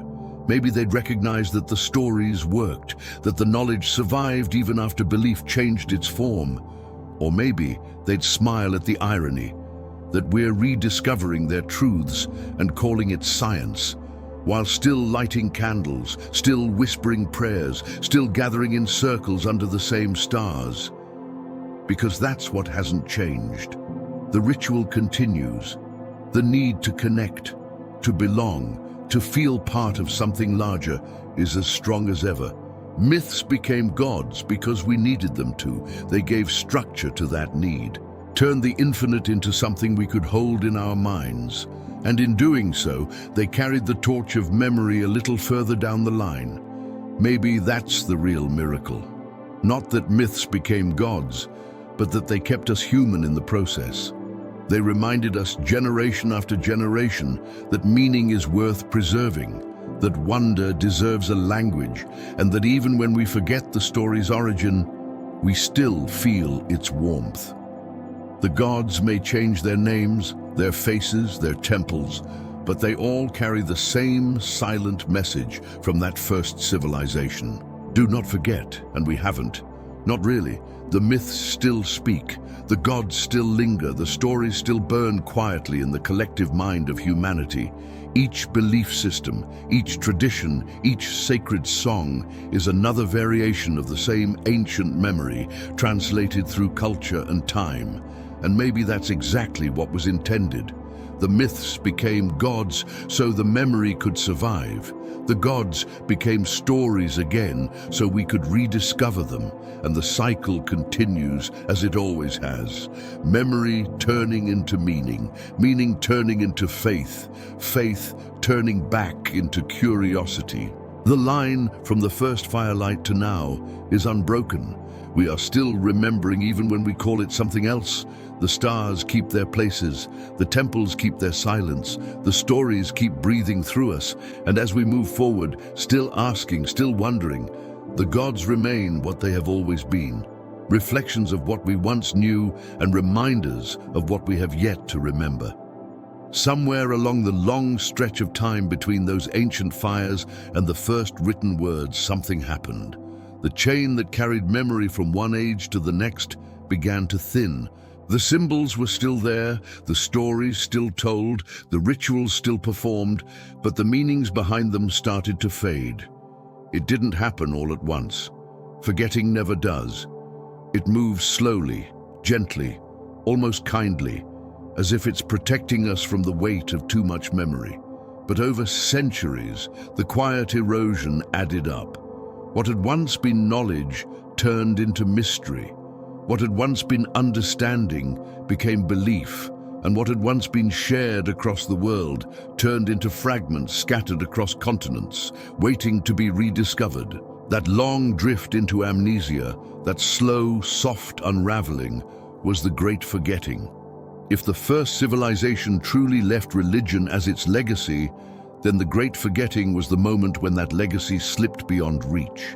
Maybe it began with disaster, flood, famine, fire, or war. Civilizations rise and fall all the time, but every once in a while something bigger happens, something that erases whole chapters of history. We know of cataclysms that reset the world, volcanic winters, impacts, shifts in climate so severe they nearly ended humanity. The last ice age swallowed coastlines where millions might have lived. The sea rose over cities, the forests moved, the sky changed. In that upheaval, what could survive except story? Those who endured would have told their children about the world that came before. They would have spoken of the lost lands, the great teachers, the knowledge that once was. But without tools, libraries, or written records, their memories became fragile. Each retelling simplified the story, smoothed its edges, replaced precision with emotion, and slowly the story of what had been real became myth. Myth became legend, legend became scripture. The facts remained hidden beneath layers of reverence and imagination. The message survived, but the manual was lost. It's strange how often the world's myths begin with the same motif: the loss of something great, A flood that wiped away a golden age, a fire that consumed the old world, a God who left humanity behind. We treat these as archetypes of morality or cautionary tales, but maybe they're closer to eyewitness accounts remembered through generations. The ancient Sumerians wrote of a flood so vast it erased history. The Bible repeats the same story with different names. The Greeks spoke of deluges and rebirth, the Mayans of cycles and destruction, the Hindus of ages that end and begin again. Every culture remembers a moment when everything was almost lost. The consistency of that memory suggests it wasn't metaphor. It was history dimly remembered through myth. When you study the archaeology of the early Holocene, the evidence aligns with the legends. Sea levels rose dramatically about 12,000 years ago, drowning vast regions of what were once habitable coasts. Entire cultures could have vanished beneath those waters. If one of them was the first civilization, the Great Forgetting wasn't just metaphorical, it was literal. Their world disappeared, their survivors scattered. Then knowledge encoded in story and ritual became religion in the hands of those who no longer understood its origin. That might explain why ancient texts often speak of knowledge descending from the heavens after catastrophe, why gods had to return or teach again. The flood didn't just erase people, it erased context. The survivors inherited fragments of a system without the framework to interpret it. Like someone finding pages from a book written in an extinct language, they could sense importance, but not meaning. So they filled the gaps the only way humans know how, with imagination, reverence, and myth. The Great Forgetting also reshaped our relationship with time. Before, stories and symbols might have represented cycles, endless patterns of renewal and decay, reflecting the rhythm of the universe. Afterward, history became linear. We began to think in beginnings and endings, in progress and decline. Religions that emerged from the ruins of the forgotten world often spoke of creation as a singular event, of history as a path, and of destiny as a goal. The old cyclical vision of existence encoded in spirals and stars gave way to narrative. It's easier to remember stories than systems, but in simplifying time, we lost part of its truth. If you read the earlier scriptures closely, you can almost sense that missing dimension. There are hints of older cosmologies beneath the surface. In Genesis, the creation story speaks of order emerging from chaos, a concept far older than the text itself. The same structure appears in Egyptian, Babylonian, and Hindu myths. Always the same sequence: the void, the waters, the division, the light. It's the geometry of the universe retold as divine act. Perhaps those who first wrote it down were already trying to recall something half forgotten, a pattern once understood as science, now reimagined as miracle. The Great Forgetting didn't just erase knowledge, it altered memory itself. When people lose understanding, they reinterpret emotion. What once inspired curiosity begins to inspire fear. The stars that once served as guides became omens. The forces of nature that were once understood as systems became spirits to be appeased. The shift from observation to worship was gradual but profound. It created a distance between humans and the world they once felt part of. Instead of participants in the cosmic rhythm, we became subjects of it. The world stopped being a conversation and became a hierarchy. That shift also birthed a new kind of power: authority through interpretation. If only a few people could understand the divine, they controlled the story. Priests and rulers became translators of the forgotten. They preserved what little remained of the old knowledge, but wrapped it in secrecy and ritual. To the people it seemed mystical. To the guardians it was memory fragmented beyond repair. The original purpose of religion, to preserve and transmit, began to turn inward. It became self-sustaining, self-referencing, less about what was remembered and more about how it was remembered. And yet, not everything was lost. Some fragments resisted the tide of forgetting. You can see them in the persistence of certain symbols and measurements, in the inexplicable similarities between distant cultures, in the way geometry and astronomy kept reappearing. It's as if memory had a gravity of its own, impossible to erase completely, always resurfacing in new forms.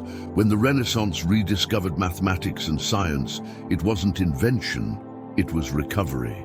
When modern physics describes the harmony of the cosmos, it's echoing the same principles carved into stone 12,000 years ago. The forgetting was vast but not absolute. It's worth asking why this pattern keeps repeating. Why knowledge rises, collapses, and then returns as faith only to be rediscovered as science. Maybe the Great Forgetting isn't just an event. Maybe it's a cycle built into the way civilizations evolve. Memory expands until it overwhelms its carriers. Then it contracts to survive. The details are lost, but the essence remains. The survivors rebuild from fragments, guided by instincts they don't fully understand. And each time they leave behind their own version of the story for the next to rediscover. This might explain why so much of what we call myth feels strangely modern. The ancient texts speak of flight, light, sound, fire, machines, beings who come from the sky and depart again. To the people who inherited those stories, it sounded divine. To us, it sounds technological. Maybe it's both. Maybe the language of one age becomes the mythology of the next. When the context is gone, metaphor takes its place. That's how memory adapts to forgetting. There's another aspect to this: emotional inheritance. Even when factual memory fades, emotional memory persists. Cultures that have lost their original myths often retain the feelings they carried: reverence for the sun, respect for cycles, fear of storms, love of the earth. Those emotions are echoes of the original understanding. They guide behavior long after the reason is gone. You don't need to know why a ritual exists to feel that it's right. That's how the message survives the loss of language. The heart remembers what the mind forgets. Perhaps the great forgetting was necessary. Knowledge without wisdom can destroy as easily as it creates. If the first civilization reached heights we can't imagine, mastering the balance between technology and nature, its fall might have been the result of imbalance. Forgetting could have been the universe's way of resetting the scales.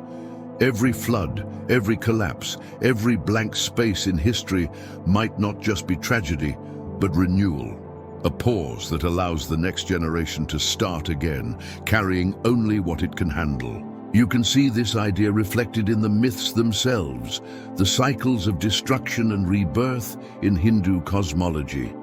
The story of the phoenix rising from ashes, the biblical flood followed by covenant, the Aztec suns, each age ending in catastrophe and beginning anew. These aren't just tales of doom, they're acknowledgments of rhythm.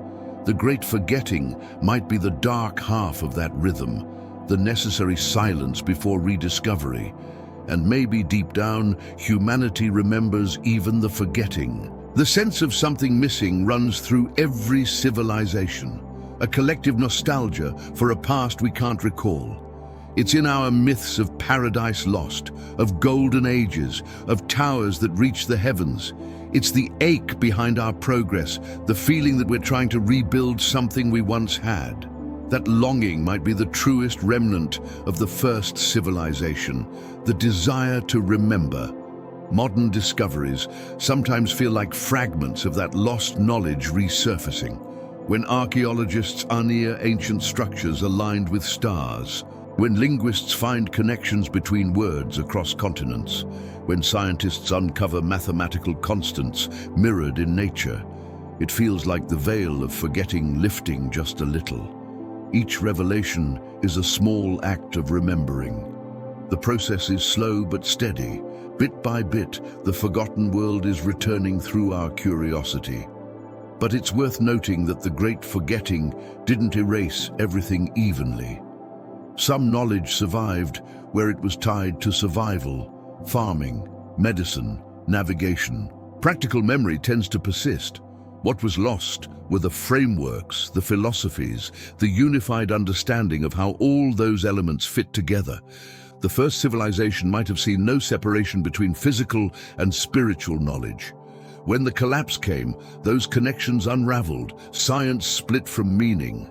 Technology split from ethics. The whole became parts, and the parts scattered. And so here we are, thousands of years later, still collecting those parts, trying to make sense of the pattern. Every discovery we make feels both new and familiar, as if we're relearning what we once knew. Every temple uncovered, every myth decoded, every equation derived brings us closer to remembering. And maybe that's what the great forgetting was meant to accomplish, to force us to rediscover meaning ourselves rather than inherit it. Because knowledge that's merely remembered can fade again. Knowledge that's rediscovered becomes conviction. There's something beautiful about that. The first civilization may have known that forgetting was inevitable. Maybe they planned for it. Maybe they designed their legacy not to survive untouched, but to regenerate. They hid their wisdom in symbols and stories that could be rediscovered independently, ensuring that even if the surface meaning was lost, the structure would eventually re-emerge. Religion, in that sense, wasn't just preservation, it was renewal, a self-reaping memory system encoded into human culture. The great forgetting then wasn't the end of their message. It was part of it, a deliberate pause, a test of continuity. The memory went underground for a while, buried in myth, sleeping in stone, waiting for minds ready to wake it again. And now, as we decode the old stories, map the ancient alignments, and rediscover the geometry of the universe, maybe that's exactly what we're doing, waking the memory that never truly died. Because memory doesn't vanish, it transforms, it hides in plain sight. In rituals we still perform, in words we still use, in symbols we still draw. We may have forgotten the details, but the rhythm remains. The heartbeat of that first civilization still echoes beneath everything we build, everything we believe, everything we reach for. The forgetting only makes the remembering more powerful. And perhaps that's the quiet truth of it, that forgetting isn't failure, but part of the design. Each age must rediscover wonder on its own, so that meaning never becomes rote, so that awe never turns stale. The great forgetting may have taken their world, but it gave us curiosity. And as long as curiosity survives, the memory will always find its way back. The fires may have gone out, the stones may have crumbled, but the light remains. We carry it still in our stories, our sciences, our silent moments beneath the stars. The first civilization may be gone, but its voice lingers. Not in words, but in the endless human urge to ask where we came from and why. And as we ask, we begin to remember. The earth remembers more than we do. Every layer of soil, every buried stone, every forgotten artifact holds fragments of stories that time tried to erase. When archaeologists dig, they're not just uncovering objects, they're listening to memory.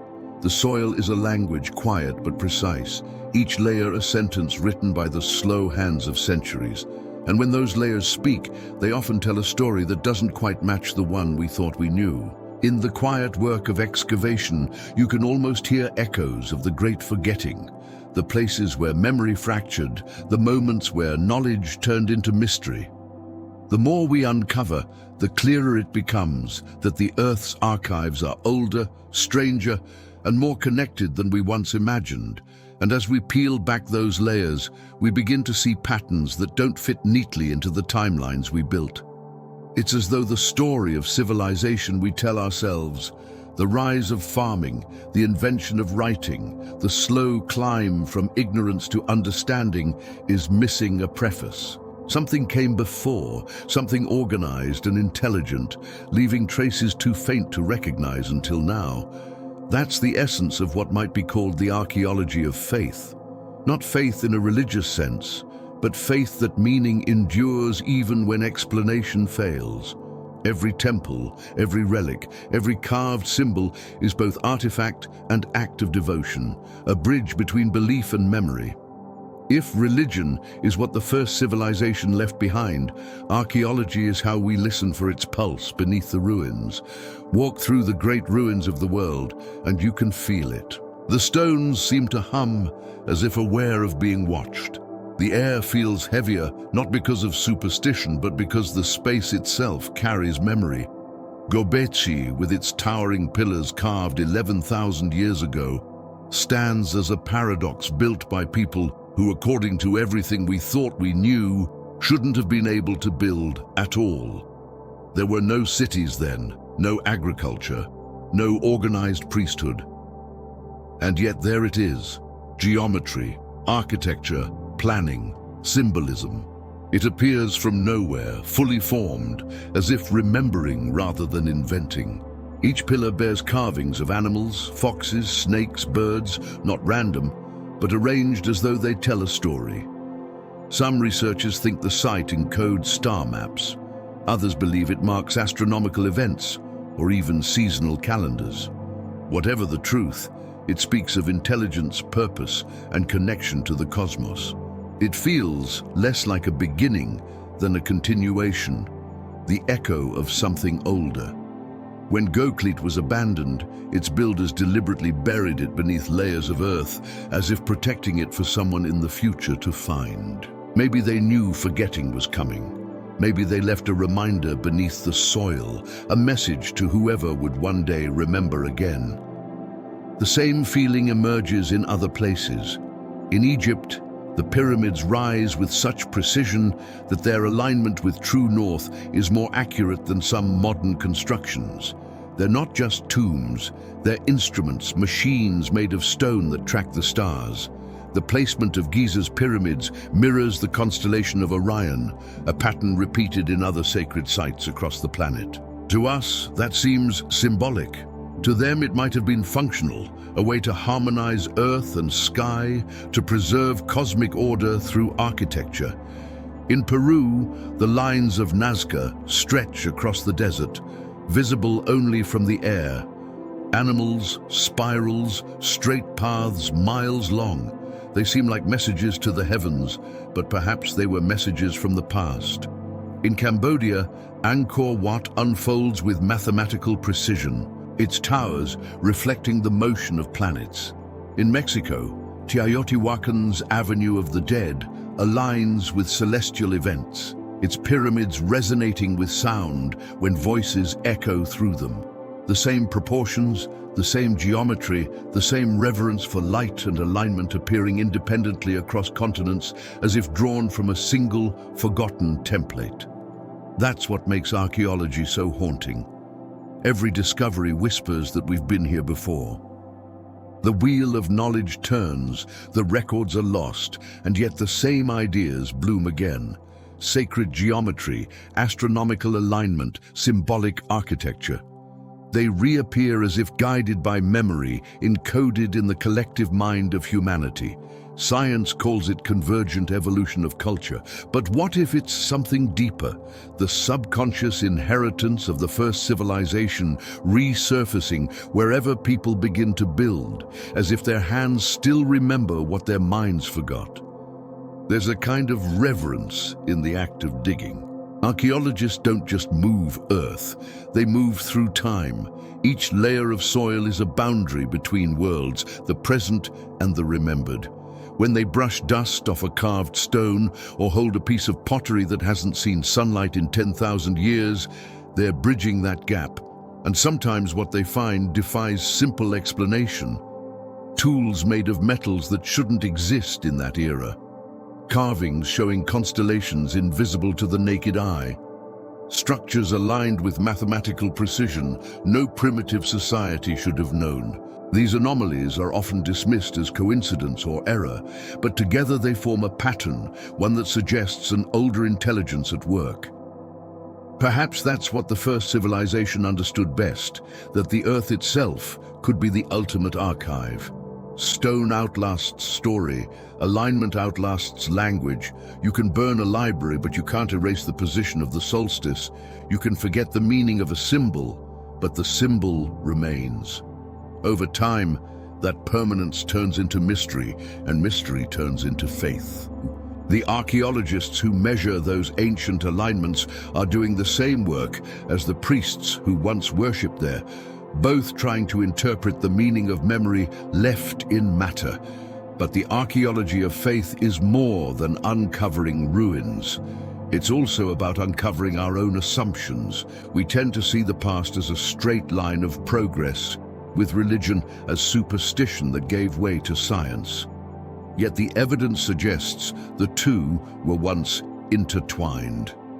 Two languages describing the same truth. When early builders aligned temples with stars, they weren't separating worship from measurement. They were practicing both at once. Their devotion was precision. Their precision was devotion. Understanding that unity changes everything, it means religion wasn't ignorance, it was remembrance. Somewhere in that remembering lies the question of intent. Did the first civilization mean for their symbols to become faith?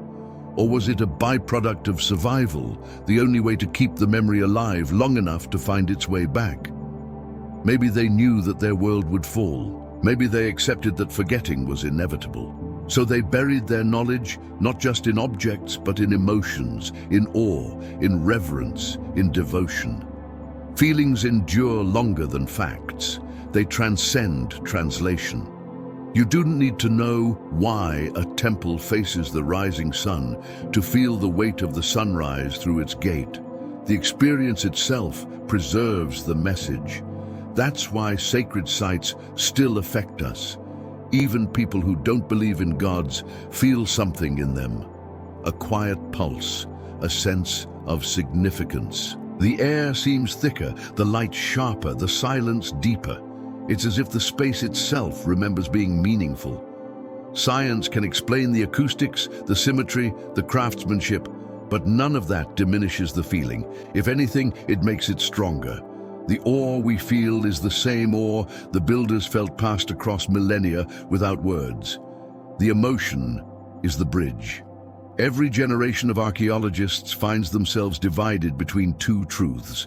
One is material, the layers of earth, the carbon dates, the physical evidence. The other is intangible, the meaning that vibrates through those findings. Most will admit quietly that the second is the one that stays with them. You can measure a stone, but you can't measure what it meant. And sometimes meaning leaves a stronger trace than matter. That's why archaeology often feels like theology without doctrine. Both seek to reconstruct belief from fragments. Both rely on faith in the continuity of human purpose. There's an irony here. Modern science prides itself on objectivity, but the deeper it digs, the closer it gets to the questions religion has been asking all along. What is order? What is creation? What is time? When we study the stars, the atoms, the patterns of life, we're doing the same thing ancient priests did, reading the language of the universe, trying to understand what it's saying. We've just changed the vocabulary. In that sense, every observatory is a descendant of the first temple. Every telescope a continuation of the sacred act of looking up. The more we learn, the more the connection deepens. Archaeologists now use satellite imaging, ground-penetrating radar, and advanced dating to reveal structures older than we thought possible. Beneath the jungles of Central America, vast cities lie hidden. Networks of roads, temples, and canals, far more complex than anyone imagined. Beneath the sands of Egypt, new tombs appear every year, untouched since the age of the pyramids. Beneath the waters of India and Japan, stone formations suggest cities lost to rising seas. Each discovery shifts the timeline, pushes civilization's dawn further back, closer to that mysterious horizon where the first world ended and ours began. And through it all, the same question remains. Who taught the first builders? The official story says they learned slowly through trial and error, through generations of observation. But the precision and consistency across early sites suggests something else, an inheritance. Perhaps the first civilization wasn't erased completely. Perhaps small groups of survivors carried fragments of their knowledge to new lands, teaching what they could, translating what they remembered into myth. Over time, those lessons became religions, and those religions became the foundations of culture. Archaeology might be rediscovering the physical footprints of that transmission. But there's another layer to this, one that isn't about proof, but about perception. When we call something a temple, we already assume it was built for worship. But what if worship was simply the language used to preserve understanding? A temple could just as easily have been an observatory, a laboratory, a library of light and shadow. When ancient builders tracked solstices through their architecture, they were practicing astronomy disguised as ritual. When they carved symbols into stone, they were recording data in the only permanent form available to them. Over time, those functions were forgotten and only the reverence remained. The building became sacred because no one could explain it anymore. The loss of knowledge turned purpose into faith. That's the paradox at the heart of the archaeology of faith. The more we learn, the more we realize how much we've forgotten. Each discovery opens new mysteries. Each answer raises more questions. It's as though the first civilization left a trail not to reveal itself immediately, but to guide us back slowly, step by step, forcing us to rebuild understanding through our own effort. Maybe that's the only way knowledge can endure, by demanding rediscovery. In a way, modern archaeology is an act of devotion itself. The patience, the care, the reverence for what's buried. It mirrors the same qualities religion asks of its followers. Both seek truth through humility, through listening to something older and greater. The difference is only in method. The archaeologist kneels not before an altar, but before a trench, brushing away dust grain by grain, waiting for revelation. And when it comes, it's not thunder or light. It's a shard of pottery, a carved line, a pattern that fits, small, quiet miracles. Each of those miracles adds another piece to the puzzle. Together, they form a picture that's beginning to look less like isolated civilizations and more like a single continuous story. A story interrupted, forgotten, and now slowly remembered. The first civilization may not have vanished entirely. It may have transformed into the fabric of everything that came after. Its teachings fossilized in stone, its faith repurposed as ours. And maybe that's what archaeology ultimately reveals. Beneath every layer of earth, beneath every myth and ruin, there's not just history, there's continuity. The same impulse to understand, to remember, to connect. The tools change, the languages shift, the rituals evolve, but the purpose never does. We dig because we want to know who we were. We build because we want to honor that knowing. We believe because some part of us still feels the echo of what was lost. The stones, patient as ever, wait for us to finish the circle. And maybe, when we finally remember enough to see the pattern whole again, we'll realize that archaeology and faith were never separate at all. Just two sides of the same act of remembering. The earth holds one half of the story, and we hold the other. And somewhere between our hands and the soil, between discovery and reverence, the first civilization still speaks. Its voice isn't loud. It doesn't need to be.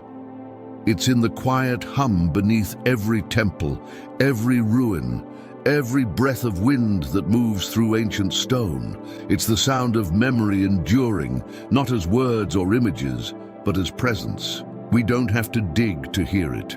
We just have to listen. For as long as humans have looked up at the night sky, we've imagined that someone might be looking back. The thought isn't new. It's written into our oldest stories, carved into our oldest temples, and whispered in nearly every myth that survived the Great Forgetting. Almost every civilization tells of visitors from above, beings of light, teachers of wisdom, messengers descending on columns of fire or shining chariots. Sometimes they come to warn, sometimes they come to guide, sometimes they simply arrive and leave behind tools, calendars or laws. The stories are countless, and taken together, they form one of the oldest questions we've ever asked. What if the gods weren't gods at all? It's a question that invites both wonder and discomfort. It treads on sacred ground, but gently, as curiosity should. The idea isn't that the divine is false, only that our ancestors might have mistaken the extraordinary for the supernatural. That the first civilization, or something that preceded even them, might have been shaped by contact with beings not of this earth. Maybe they weren't gods or angels or spirits. Maybe they were travelers, older, wiser, moving through the cosmos as we once moved through forests and oceans. If that sounds like science fiction, it's worth remembering that most of what we now call science once lived in the same category. Before we knew what stars were, we called them souls or fires of heaven. Before we knew what lightning was, we called it divine anger. Our ancestors gave names to the forces they couldn't yet explain, but those names carried memory, and memory often hides truth. What if those lights descending from the sky weren't metaphors? What if they were history told in the only language available at the time, the language of awe? Ancient texts across the world preserve accounts that seem strangely consistent. The Sumerians spoke of the Anunnaki, beings who came from the heavens and taught humanity, writing, agriculture, and architecture. The Egyptians told of Thoth, who descended to teach wisdom and mathematics. The Dune people of Mali have long held astronomical knowledge of the Sirius star system that by all known measures they should not have possessed without telescopes. The Maya wrote of sky serpents and visitors who brought calendars and laws. In India's Vedic texts, the gods travel in machines called vimanas, described in detail, not as symbols, but as vehicles of metal, fire, and sound. These patterns are too global to ignore, yet too old to verify. They could be coincidences, independent inventions born from shared human imagination. Or they could be the distant, distorted memories of real encounters, moments when something descended from the sky and changed everything. To the people who witnessed it, the event would have been indescribable. Without context, without technology, they would have turned to metaphor. The light in the sky became a god, the sound became thunder, the visitors became myths. Over generations, those myths solidified into religion. If the first civilization was the one to receive such a visitation, the results would have been transformative. Imagine a world where knowledge arrived suddenly, where new ways of thinking appeared out of nowhere. Agriculture, architecture, astronomy, all emerging fully developed, as if remembered rather than discovered. That's exactly what the archaeological record suggests. Sumer, Egypt, and the Indus Valley all appeared abruptly, with writing systems, social structures, and mathematics already in place. Civilization didn't crawl out of ignorance. It leapt. Something accelerated it. Skeptics argue that human intelligence alone explains that leap. They're not wrong to value caution. But intelligence needs inspiration. It needs direction, a spark from somewhere. The question isn't whether humans could have done it. Of course they could.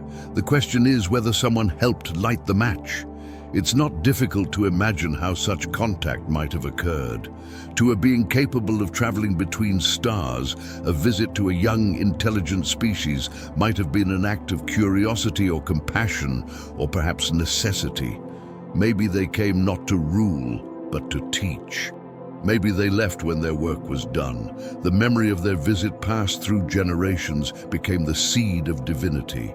When they left, the absence became faith. The need to explain became ritual, and the sky, once a place of meeting, became a place of prayer. That idea that the divine could be the memory of contact is as old as humanity's fascination with the stars. Even the structure of our myth supports it. In nearly every tradition, knowledge descends from above. Fire comes from the heavens. Writing is given by celestial beings. The founders of civilizations are often described as radiant, tall, or luminous, sometimes even winged. These aren't necessarily literal descriptions, but they hint at something our ancestors struggled to describe. Beings who are both familiar and not human, yet more than human.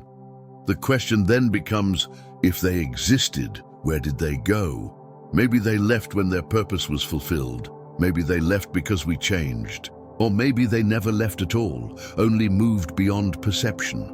To early humans, their departure might have looked like ascension, like gods returning to the sky. To us, it would look like the closing of a chapter, the point where myth begins and history forgets. There's a quiet symmetry in how this theory fits with the great forgetting. A civilization taught by visitors from the stars could rise quickly. But when disaster struck, that knowledge would be the first to vanish. Without the teachers, without the context, their students would turn memory into myth, filling the gaps with reverence. Religion would be the natural result. Over thousands of years, the story of contact would transform into creation myths, and the visitors themselves would become gods. That might explain why nearly every religion describes its deities as both distant and once present beings who walked among men but withdrew. The gods of Greece lived on mountains but no longer appeared. The gods of Egypt retreated to the heavens. The teachers of Mesoamerica promised to return. It's always the same pattern: presence, departure, expectation. The structure of longing, embedded in faith itself, might trace back to the memory of a real absence. And if that's true, it means the entire framework of human belief, a yearning for connection to something beyond ourselves, might be rooted in the memory of relationship, not imagination, but memory. We ache for what we once had. The prayers, the rituals, the myths, they're all ways of keeping that connection alive, of remembering what it felt like to be guided, even if we no longer understand by whom. Modern scientists often dismiss this as romantic speculation, but even they are drawn to the same question in their own language. When astronomers search for exoplanets, when biologists study the conditions for life beyond Earth, they're reenacting the same ancient impulse that inspired the first temples. They're looking up, wondering if we're alone. The tools have changed, but the longing is identical. The search for extraterrestrial intelligence is the secular form of prayer. The challenge, of course, is separating evidence from interpretation. For every ancient carving that resembles a spacecraft, there are 100 natural explanations. But interpretation isn't about certainty. It's about curiosity. Maybe the carvings don't depict machines, but they might depict memories of phenomena we can't reconstruct. Lights in the sky, sounds that changed the air, strangers who spoke in unfamiliar tongues. In that sense, the cosmic visitors hypothesis isn't about proving aliens. It's about acknowledging how much of our early history feels like response to something extraordinary. It's also about perspective. For most of human existence, we've assumed that civilization was our invention, that we rose alone through ingenuity and persistence. But the deeper we dig, the more we find sophistication appearing earlier than expected. Precision where there should have been none. Knowledge of the stars that defies the tools available. Maybe it wasn't help from beyond the stars that made that possible, but help from before, from ancestors who carried the last sparks of an older world's understanding. Yet if the first civilization was itself influenced by something from elsewhere, then both stories are true. We are the descendants of memory built on memory, earthborn, yet shaped by something beyond it. Even if no visitors ever came, the idea itself has shaped us. It's part of our psychological architecture. We look upward not just to wonder, but to belong. The belief that there are others wiser, older watching has guided art, science, and spirituality alike. Whether we call them gods, angels, or travelers, we're reaching for the same reassurance. That intelligence is not an accident. That consciousness is not alone. That meaning stretches beyond the boundaries of our planet, and maybe that's what the first civilization wanted us to keep. Not the literal memory of contact, but the awareness that the universe is inhabited by thought, that we're not separate from the cosmos, but expressions of it. Religion could be the echo of that revelation, encoded in myth because no other language could hold it. The visitors, whether real or imagined, may have left us their greatest gift, the knowledge that we belong to something infinite. There's another possibility, one that feels both humbling and profound. Perhaps the visitors weren't extraterrestrial at all, but human, or rather post-human, survivors of an earlier technological age, returning to guide their descendants after the Great Forgetting. To those who lived in the Stone Age, they would have seemed divine. Their machines would have been miracles. Their knowledge would have been indistinguishable from magic. If they appeared after the flood, bringing memory back to a world of rubble, their arrival would have rewritten history. Over time, the teachers became gods and the truth became myth. Whether they came from the stars or from our own forgotten past, the pattern remains the same. Knowledge descends, is taught, is lost, and becomes worship. Each age builds on what little it can recover. Each rediscovery feels like revelation. The difference between myth and science is only language. The impulse is the same. What makes the cosmic visitors hypothesis so compelling isn't proof, it's resonance. It explains why so many ancient cultures looked upward, why they built monuments to the sky, why their gods were always celestial. It aligns with the emotional architecture of faith itself, the sense of separation, the yearning for return, the belief that we were once closer to something vast. Even if no beings ever descended, the feeling that they did comes from somewhere deep within us. It's the echo of awe passed down from those who first saw the sky and realized it was alive. Maybe that's the real truth behind the myth. Not that others came to us, but that we began to awaken to the possibility that we were part of a larger whole. The visitors could be metaphors for consciousness itself, descending into matter, teaching us to see, then leaving us to grow on our own. In that sense, the gods, the teachers, the travelers are all symbols of the same process. The awakening of awareness, the birth of wonder, the moment we realized we were not alone, because we ourselves were the universe looking back. Whatever form they took, physical, symbolic, or spiritual, their presence changed us. It gave us direction. It made us look up. It made us remember that the unknown isn't just threat, it's invitation. The first civilization shaped by that encounter left us religion as a map of memory, and that map still points upward. We still follow it consciously or not every time we ask if someone's out there, every time we scan the sky for signals, every time we feel the strange comfort of knowing that our story might not be ours alone. Maybe the visitors never needed to return because their message never left. It's written in our myths, in our buildings, in our very urge to explore.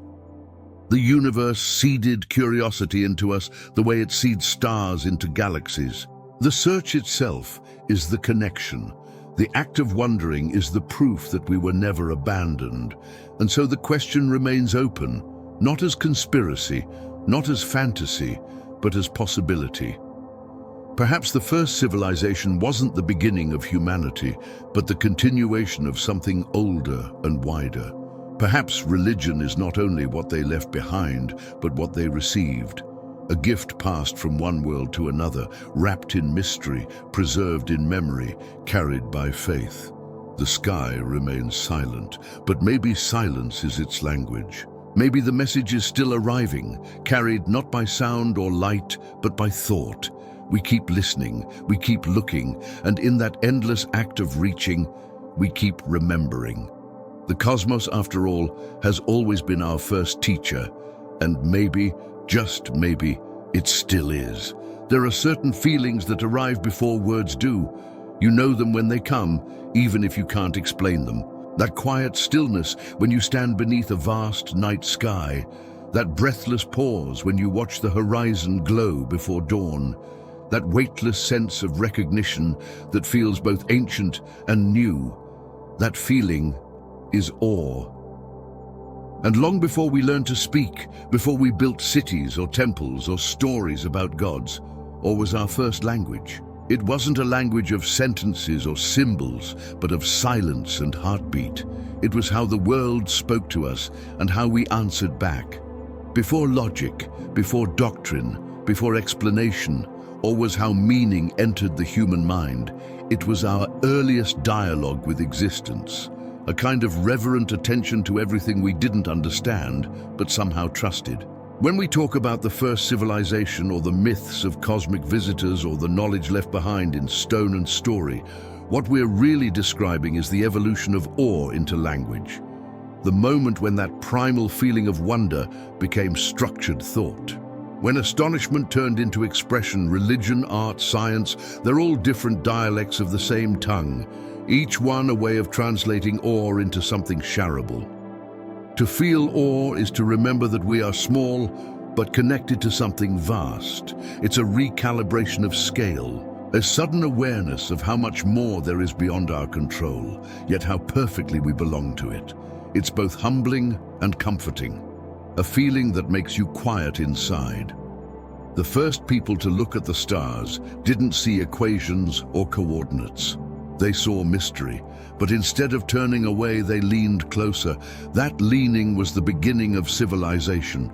If the first civilization left us, religion as a legacy, or was the medium they used to deliver it, or is what keeps stories alive when knowledge fades. It binds meaning to emotion, making memory resilient. You can forget details, but you can't forget how something made you feel. That's why sacred rituals and places are designed to evoke it. The towering arches of a cathedral, the symmetry of a pyramid, the stillness of a temple courtyard, they're all engineered for awe. The feeling they create is the message itself. In that sense, awe is both universal and deliberate. Every culture has found its own way to summon it, some through prayer, some through music, some through silence. The structure differs, but the effect is the same. A temporary dissolution of boundaries. When awe takes hold, the self expands and disappears at once. Time slows, the world feels more alive, more intelligent, more connected. Modern neuroscience can map the brain activity that accompanies this state. But measurement misses the point, or isn't just an emotion, it's recognition. It's the mind remembering what it forgot, that it belongs to everything. The first civilization, whatever its form, must have understood this intuitively. They built spaces and systems designed not only to teach, but to move. Their geometry wasn't just functional, it was emotional. Each line, each shadow, each echo within their temples was a kind of language, a physical syntax of awe. Standing within those spaces, a person would feel small but significant, a single note within a cosmic chord. That feeling carried the lesson better than any words could. Maybe that's why the most enduring human expressions, religion, art, music, don't just inform, they transform. They shift something inside us. They bridge the gap between intellect and experience, or works because it bypasses explanation. It doesn't require belief. It provokes it. You don't need to understand the mechanics of a sunset to be moved by it. You don't need to comprehend the physics of galaxies to feel reverence. That feeling is the foundation of faith, whether directed toward gods, the universe, or the simple fact of existence itself. Even now, in a world overflowing with information, awe remains our oldest form of understanding. We chase it in new ways through art, through exploration, through science. But its nature hasn't changed. The astronauts who look back at Earth from orbit describe it with the same language ancient priests once used in temples: humility, wonder, connection. They call it the overview effect, the sudden realization that all of humanity, all of history, is one fragile, glowing thread suspended in darkness. It's awe rendered in modern form. That's the beauty of this emotion. It transcends context. You can feel it staring into the abyss of space or watching the ripples on a quiet pond. You can feel it in a concert hall or in complete solitude. You can even feel it in understanding itself. That rush when something complicated suddenly makes sense, when you glimpse the pattern behind chaos, that's intellectual awe. And it's no less sacred. It's the same spark that drove the first astronomers to track the stars and the first thinkers to imagine order in the cosmos. Awe is the root of every question that ever mattered. What's remarkable is how consistent its expression is across cultures. The chants of Tibetan monks, the hymns of medieval cathedrals, the rhythmic drumming of African ceremonies, all aim to create the same state, transcendence through immersion. The sound vibrates in the body, bypassing thought, reminding us of something primal. That's not coincidence, that's continuity. It's the same emotional technology perfected by different hands. The first civilization might have known this instinctively, that awe was the most reliable carrier of memory, the surest way to keep knowledge alive long after its words faded. Perhaps that's why so many ancient sites seem designed to evoke it through scale and silence.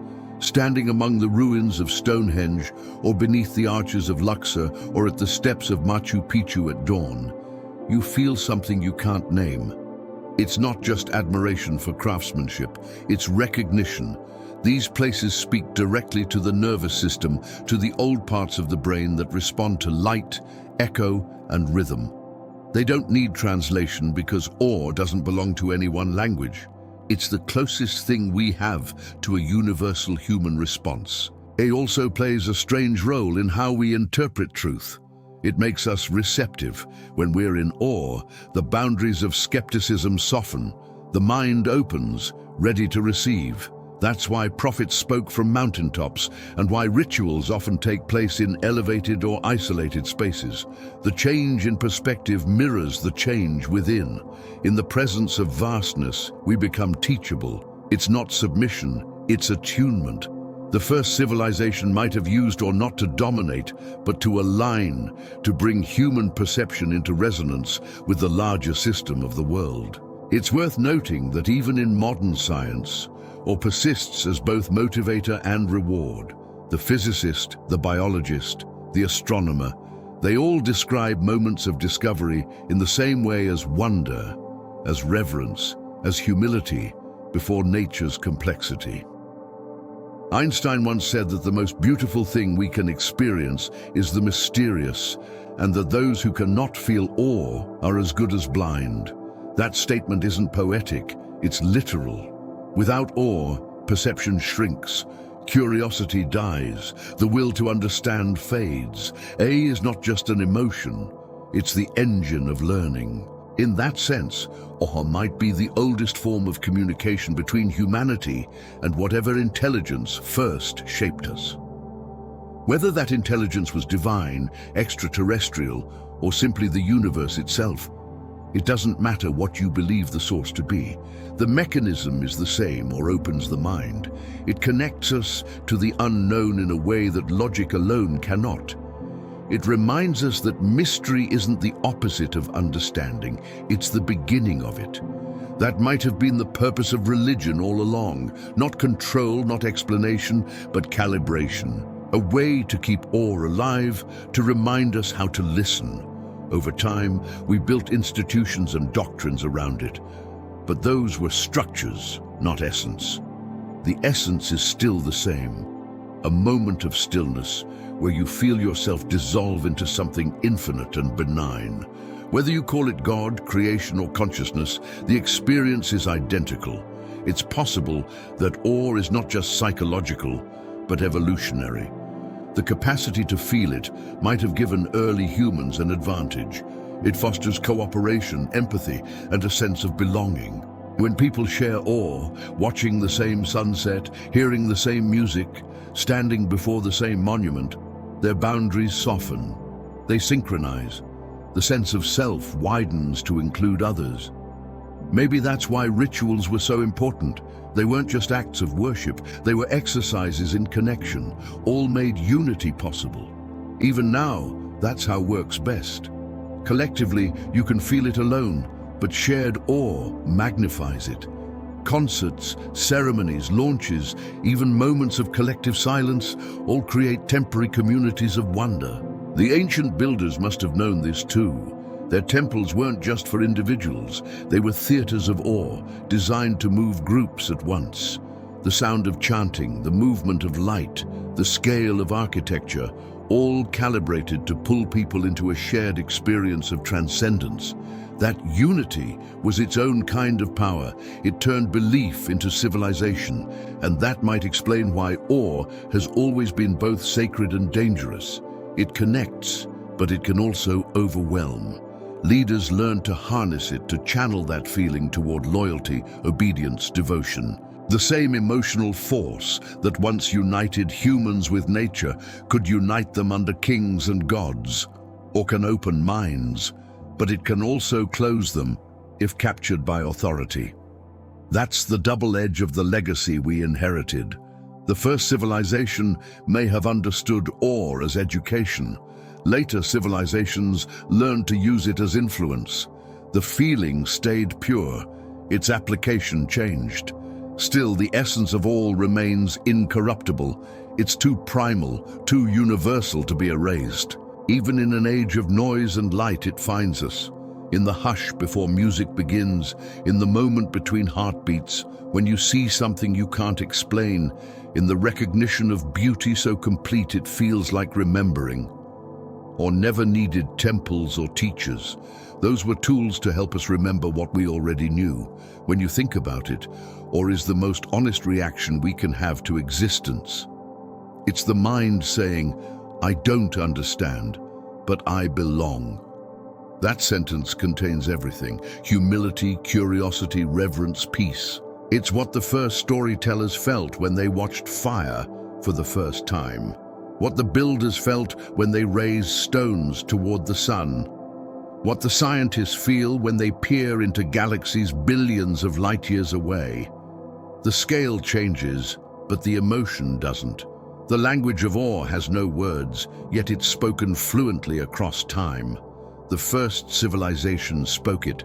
We speak it still. Every act of creation, every question asked in earnest, every moment of wonder is part of that conversation. And maybe that's the message the first civilization wanted to preserve. Not the details of their knowledge, but the ability to feel wonder, to stay open, to keep listening. Because once awe disappears, the memory dies with it. The language of awe doesn't need translation, only attention. It's in the way sunlight moves through leaves, the rhythm of waves, the silence before a storm. It's in the symmetry of mathematics and the chaos of chance. It's everywhere because it's the language of reality itself, and we've never stopped hearing it. The first civilization might have known they couldn't teach everything, but they could teach that one thing: how to feel awe and how to build around it. If we can still feel it now after all the forgetting, it means their message worked. The memory is alive. And so when we stand beneath the same stars they once watched, when we feel the same stillness they once felt, we're speaking their language again. We don't need to know their names or their cities. We just need to remember what it feels like to look at the universe and listen. Because awe, more than any story, is what connects us to them and to everything that ever was. If you listen carefully to the old stories, really listen, without trying to categorize them as truth or fiction, you begin to hear something beneath the surface. It's not always in the words themselves, but in the patterns between them, in the rhythm, in the metaphors that repeat, in the familiar shapes that cross oceans and centuries.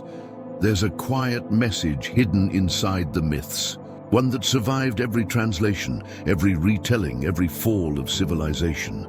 It's what the first civilization might have left for us, not in writing, not in code, but in story. Stories were always more than entertainment. They were survival. The first storytellers weren't inventors. They were translators, carrying knowledge from experience into memory.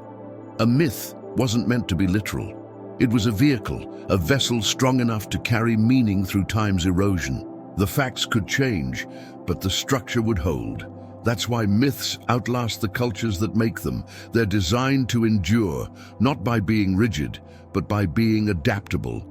If the first civilization foresaw its own end, they might have chosen stories as their lifeboats, simple enough to be remembered, profound enough to invite reinterpretation.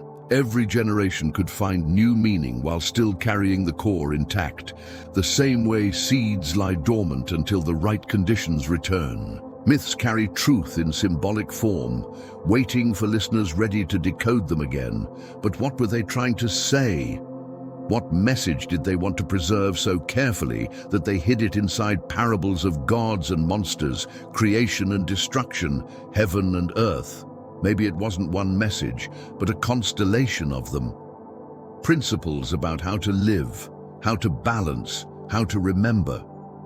The myths might be fragments of a single philosophy that once bound science, art, and spirituality together into one coherent vision of existence.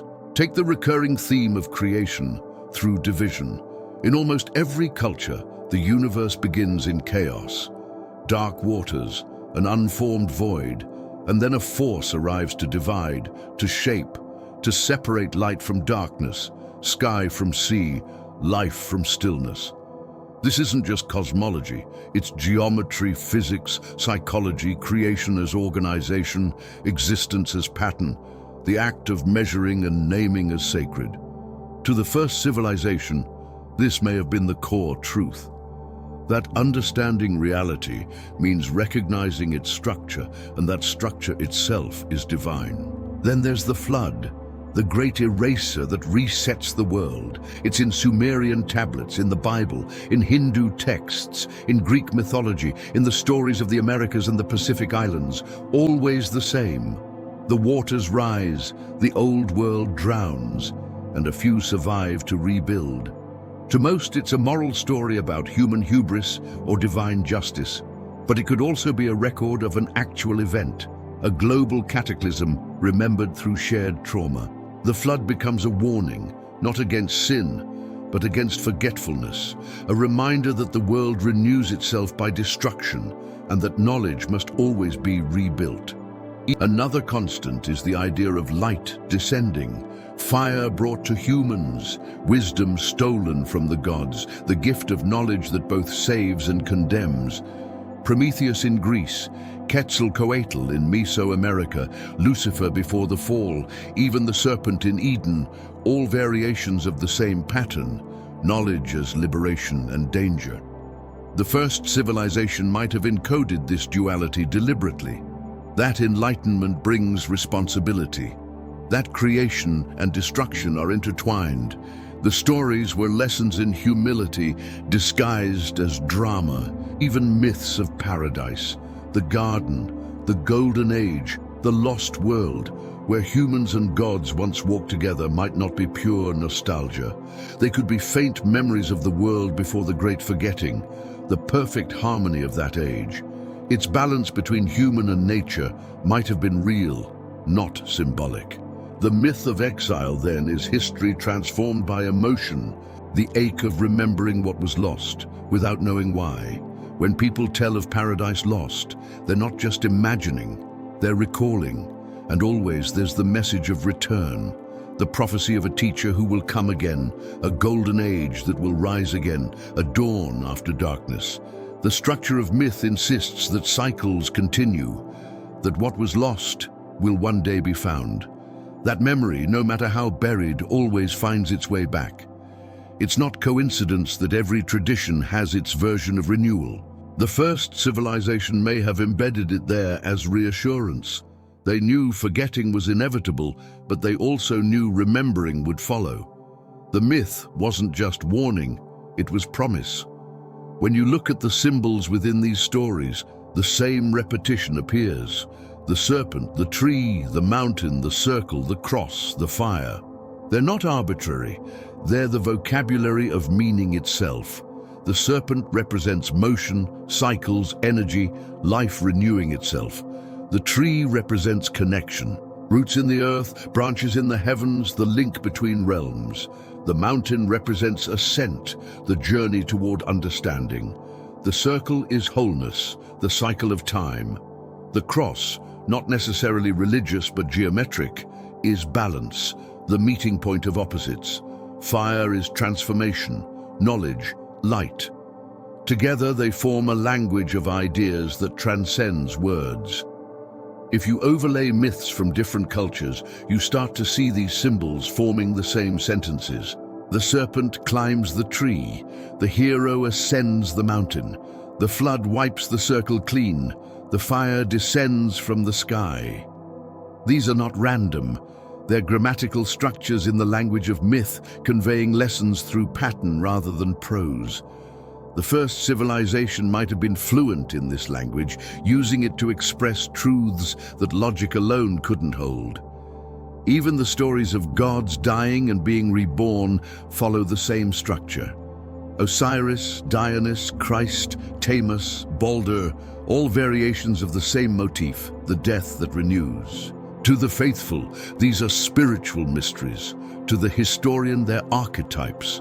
But to the memory, they might have been cosmological truths. Stars die and are reborn. Seasons fade and return. Energy transforms but never disappears. The mythic resurrection is not metaphorical. It's natural law expressed through story. That's the quiet brilliance of myth as message.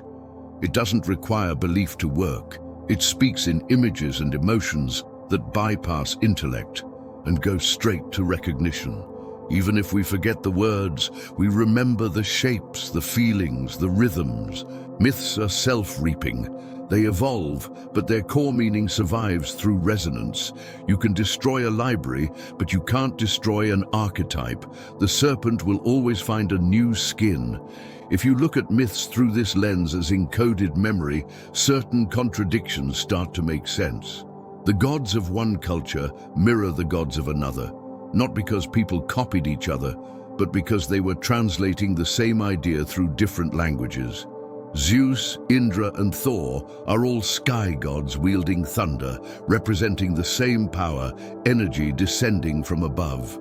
The mother goddesses across continents represent fertility, earth, life itself. The underworlds are not just places of death, but realms of transformation. The consistency suggests a shared origin, a single message refracted through countless prisms. Modern thinkers often dismiss this as coincidence or pattern seeking, but there's a difference between coincidence and convergence. Coincidence is random. Convergence happens when separate lines follow the same gravity. Mythic structures converge because they orbit the same truth. The first civilization, if it existed, may have known that emotion and pattern would survive where logic could not. They built a system designed to outlive reason itself. But the message in the myths isn't just about cosmology or survival. It's also moral, psychological, human. Nearly every story teaches the same quiet principle: balance. The hero who goes too far must fall. The trickster who overreaches is punished. The world ends when pride replaces humility. These aren't arbitrary moral lessons. They're warnings about sustainability, cultural, ecological, spiritual. The first civilization may have learned the cost of imbalance firsthand. Their stories became instructions to prevent it from happening again. We've simply forgotten how to read them.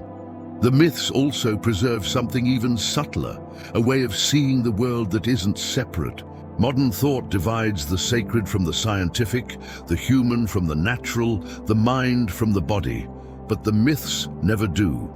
Everything in them is connected. The gods live in trees and rivers. Animals speak. Mountains breathe. It's not superstition. It's metaphor for unity. To the first civilization, the world wasn't a collection of objects. It was a living network. The myths kept that perception alive even after language and logic divided it.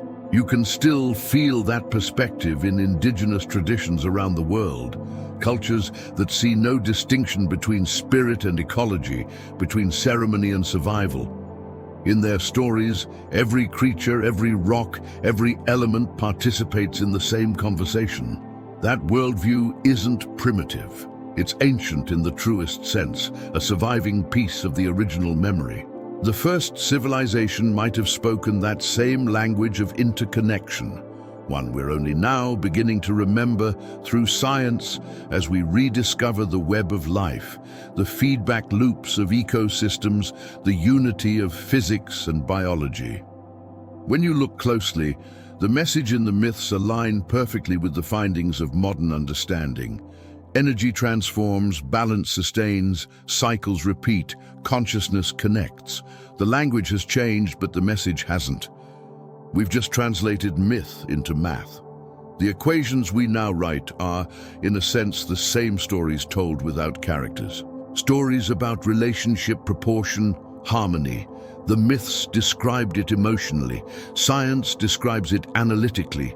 Both are remembering the same thing. The first civilization may have known that truth cannot survive in only one form. That's why they encoded it in multiple ways. Geometry for the eyes, ritual for the body, story for the mind or for the heart. Even when one path was lost, the others could guide us back. The message was redundancy itself. Resilience through diversity, meaning preserved by multiplicity. Religion, art and science are not separate legacies. They're parallel tracks of the same transmission. It's almost poetic how the myths still work exactly as intended. They continue to inspire new interpretation, to spark curiosity, to make us wonder if there's something more beneath their surface. That wonder is the key. The first civilization didn't want us to memorize their knowledge. They wanted us to rediscover it, to ask, to feel, to remember through curiosity. Myths are invitations, not answers. That's why they never fully explain themselves. Every time you think you've understood one, it changes shape. The serpent becomes wisdom instead of danger. The fire becomes enlightenment instead of punishment. The flood becomes renewal instead of wrath. The story adapts because it's alive. It adjusts to each age, always carrying just enough of the old meaning to lead us forward. It's a conversation that never ends. Maybe that's the greatest message of all. That knowledge isn't meant to be possessed, but experienced. That truth isn't static, but relational. The first civilization may have known that the only way to keep meaning alive was to make it fluid, to hide it in stories that require participation. Each listener becomes a co-author, each retelling a rediscovery. That's how memory survives forgetting, by making the act of remembering itself part of the design. And here we are, thousands of years later, still decoding, still retelling, still moved by the same patterns. We study the myths as history, but maybe they're instructions, reminders of what it means to be human, of how to live in balance with what sustains us, of how to remember who we are when everything else fades. The stories endure because we still need them. When the first civilization buried their message in myth, they must have known it would be misunderstood. They trusted the emotion more than the words. They trusted awe, wonder, and storytelling to carry the signal longer than reason could. And they were right. The myths have outlasted their makers. They've crossed oceans, languages, and empires. They've outlived the forgetting. They're still here, still whispering the same thing to anyone willing to listen. Remember, maybe that's what the gods really are. Not beings, but echoes of understanding. Maybe heaven and hell, creation and destruction are not places, but principles. Maybe the stories we tell about them are just our way of reconstructing the pattern that the first civilization understood as natural law. The message in the myths isn't about who or what to worship. It's about remembering the relationship between everything. We don't need to dig up new ruins to find it. We only need to look at the stories we already tell and feel the shape beneath them. The same pattern that governed the stars, the same rhythm that guided their hands when they built with stone, the same meaning that moves through us when we feel awe. It's all the same message repeating, patient, waiting for us to recognize it again. And maybe in doing so, we become part of the myth ourselves. Another link in the chain, another voice in the story. The message continues through us as it always has, not finished, not forgotten, just alive. The stories never really end. They dim, they change, they move between languages and generations, but somewhere quietly they keep burning, like embers buried under ash, waiting for air. Every civilization that's come and gone has left its own ash behind, yet the flame survives, invisible sometimes but alive. It lives in the spaces between memory and imagination, in the pull we feel when we look at the sky or stand before old stones. The first civilization may be gone, but what they carried hasn't gone out. It still glows in us. You can sense it in the smallest moments. In the hush before dawn, when the air feels electric with possibility. In the quiet before sleep, when your thoughts begin to drift towards something older than language. In the pause between words, when silence feels full instead of empty. That presence, that hum beneath everything, is the same thing the first civilization must have felt when they realized the world was listening. They didn't just live on the planet, they lived with it. Every sound, every shadow, every movement of light was a kind of dialogue. They built their lives around that awareness. Even after the great forgetting, after the myths became gods and the gods became stories, that awareness never vanished completely. It survived in the spaces where logic can't reach. In reverence, in curiosity, in the human impulse to create meaning. We've carried it through every transformation, every loss. The structures have changed, but the fire at the center remains the same. Think of that fire as continuity. Not literal, not physical, but emotional and intellectual. A flame that moves from mind to mind, heart to heart, generation to generation. You can't see it, but you can feel when it's near. It's the warmth of realization, the moment when confusion turns into understanding or when something ordinary suddenly feels sacred. Every act of wonder feeds it. Every act of remembering gives it air. The first civilization might have understood this better than we do. They knew that preservation wasn't about wolves or weapons. It was about transmission. The fire only lasts if someone keeps tending it. You can't protect it by hiding it. You can only protect it by passing it on. That's what they did. Not by writing their names, but by teaching us how to keep asking questions. Curiosity was the fuel, or was the oxygen. Together, they made sure the fire would never die. Maybe that's why so many of their symbols involve light. The torch, the sun, the spark, the flame that gives without losing itself. Light as knowledge, as life, as continuity. The same image appears everywhere in myth, in scripture, in art, in science. We talk about enlightenment, illumination, flashes of insight. We describe truth as something that dawns. These metaphors aren't random, they're inherited. They're the modern dialect of an ancient message, even the act of storytelling as a form of tending the fire. Each time we tell an old story in a new way, each time we reinterpret a myth or rediscover a pattern, we're adding fuel. We're keeping the memory alive, not by repeating it word for word, but by letting it evolve. The first civilization might have known that knowledge only survives through renewal. That's why they built their message into stories instead of stone alone. Stone can crumble, story adapts, fire moves. It's easy to imagine them thousands of years ago, understanding the fragility of everything they'd built, watching the horizon change, feeling time closing in. Maybe they gathered what they could, the mathematics, the maps, the philosophies, and realized it wouldn't be enough. They needed something that could survive collapse, something portable, emotional, self-sustaining. They needed a memory that could teach without being understood. A message that would still move people even when its meaning was forgotten. So they wrapped it in awe. They tied it to the feeling that never fades. The quiet astonishment of being alive. the sensation you get when you look at the night sky and feel both tiny and infinite. They knew that as long as humans could feel that the rest would find its way back, the fire would survive. When you look at history that way, it becomes less like a timeline and more like a pulse. The fire brightens, dims, brightens again.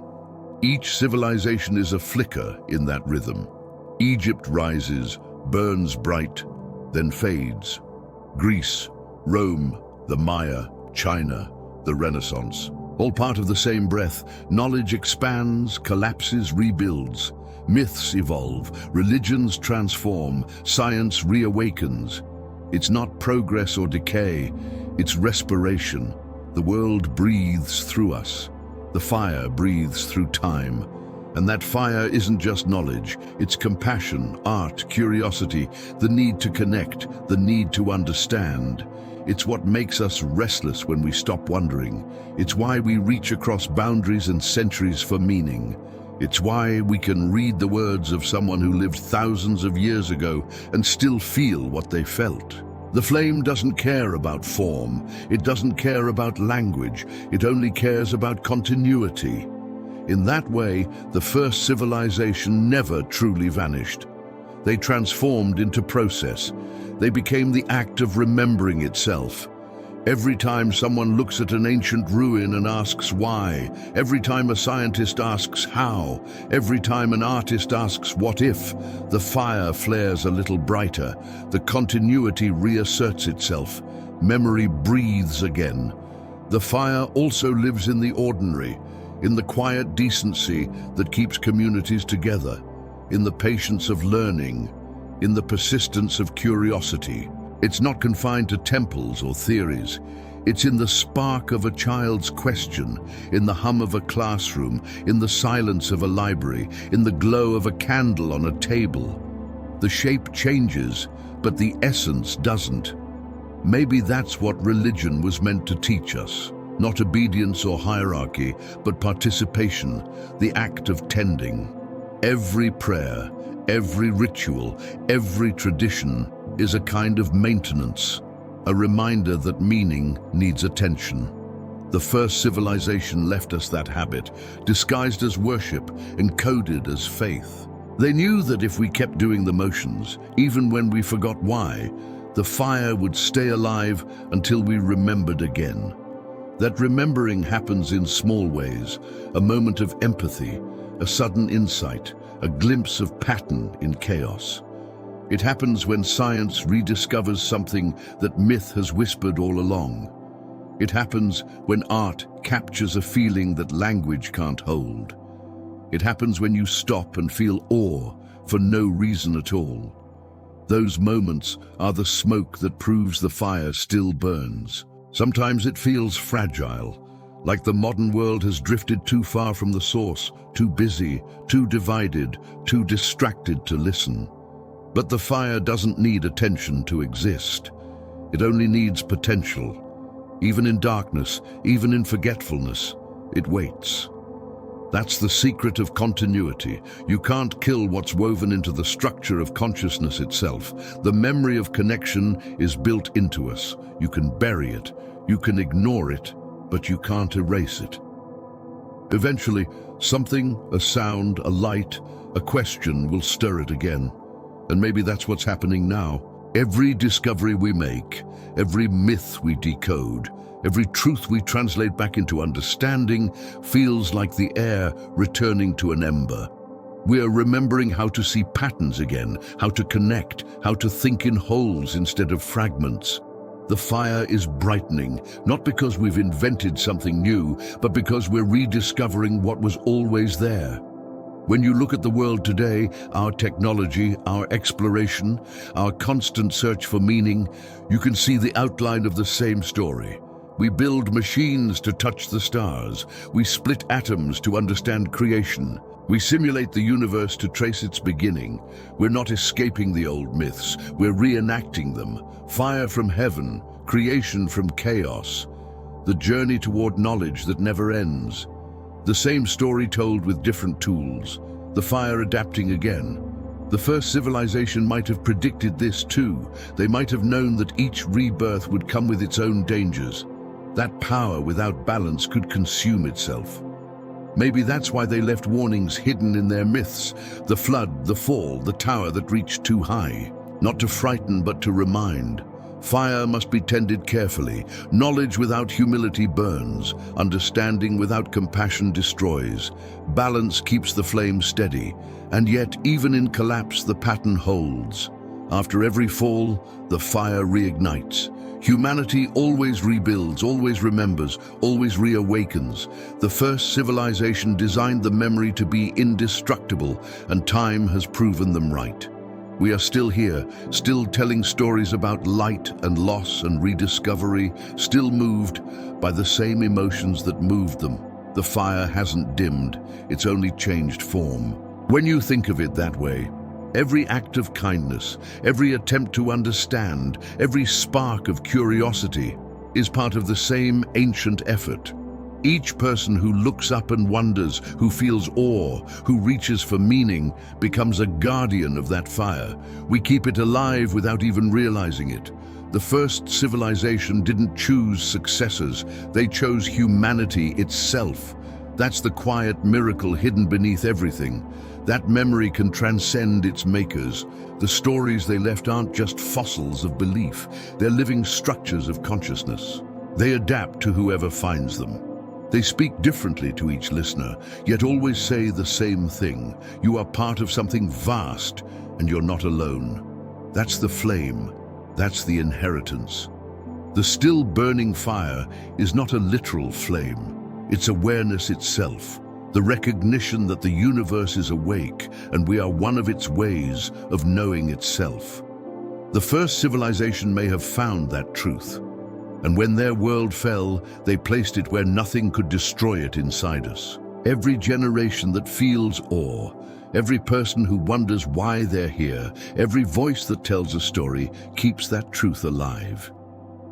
When we speak of remembering, we're not just recalling history, we're reigniting consciousness. The fire is the part of us that refuses to be content with survival alone. It wants meaning, it wants connection, it wants to know. And that wanting is sacred. It's what binds us to the first civilization and to every life that ever wandered before us. The first fire lit in the dark wasn't just for warmth, it was for understanding. It cast shadows on cave walls that became stories. It turned night into reflection. That same fire burns now, not in wood, but in neurons, in questions, in the glow of screens, in the spark of imagination. It changes fuel, but never essence. We've been tending it for tens of thousands of years. Maybe that's the final message, that the fire is eternal, because it doesn't belong to anyone. It belongs to the process of being aware. It burns, wherever thought meets mystery, wherever heart meets horizon. As long as there are minds capable of wonder, it will continue. The first civilization didn't just leave a message, they left a mechanism for remembering. We are that mechanism. The memory burns through us.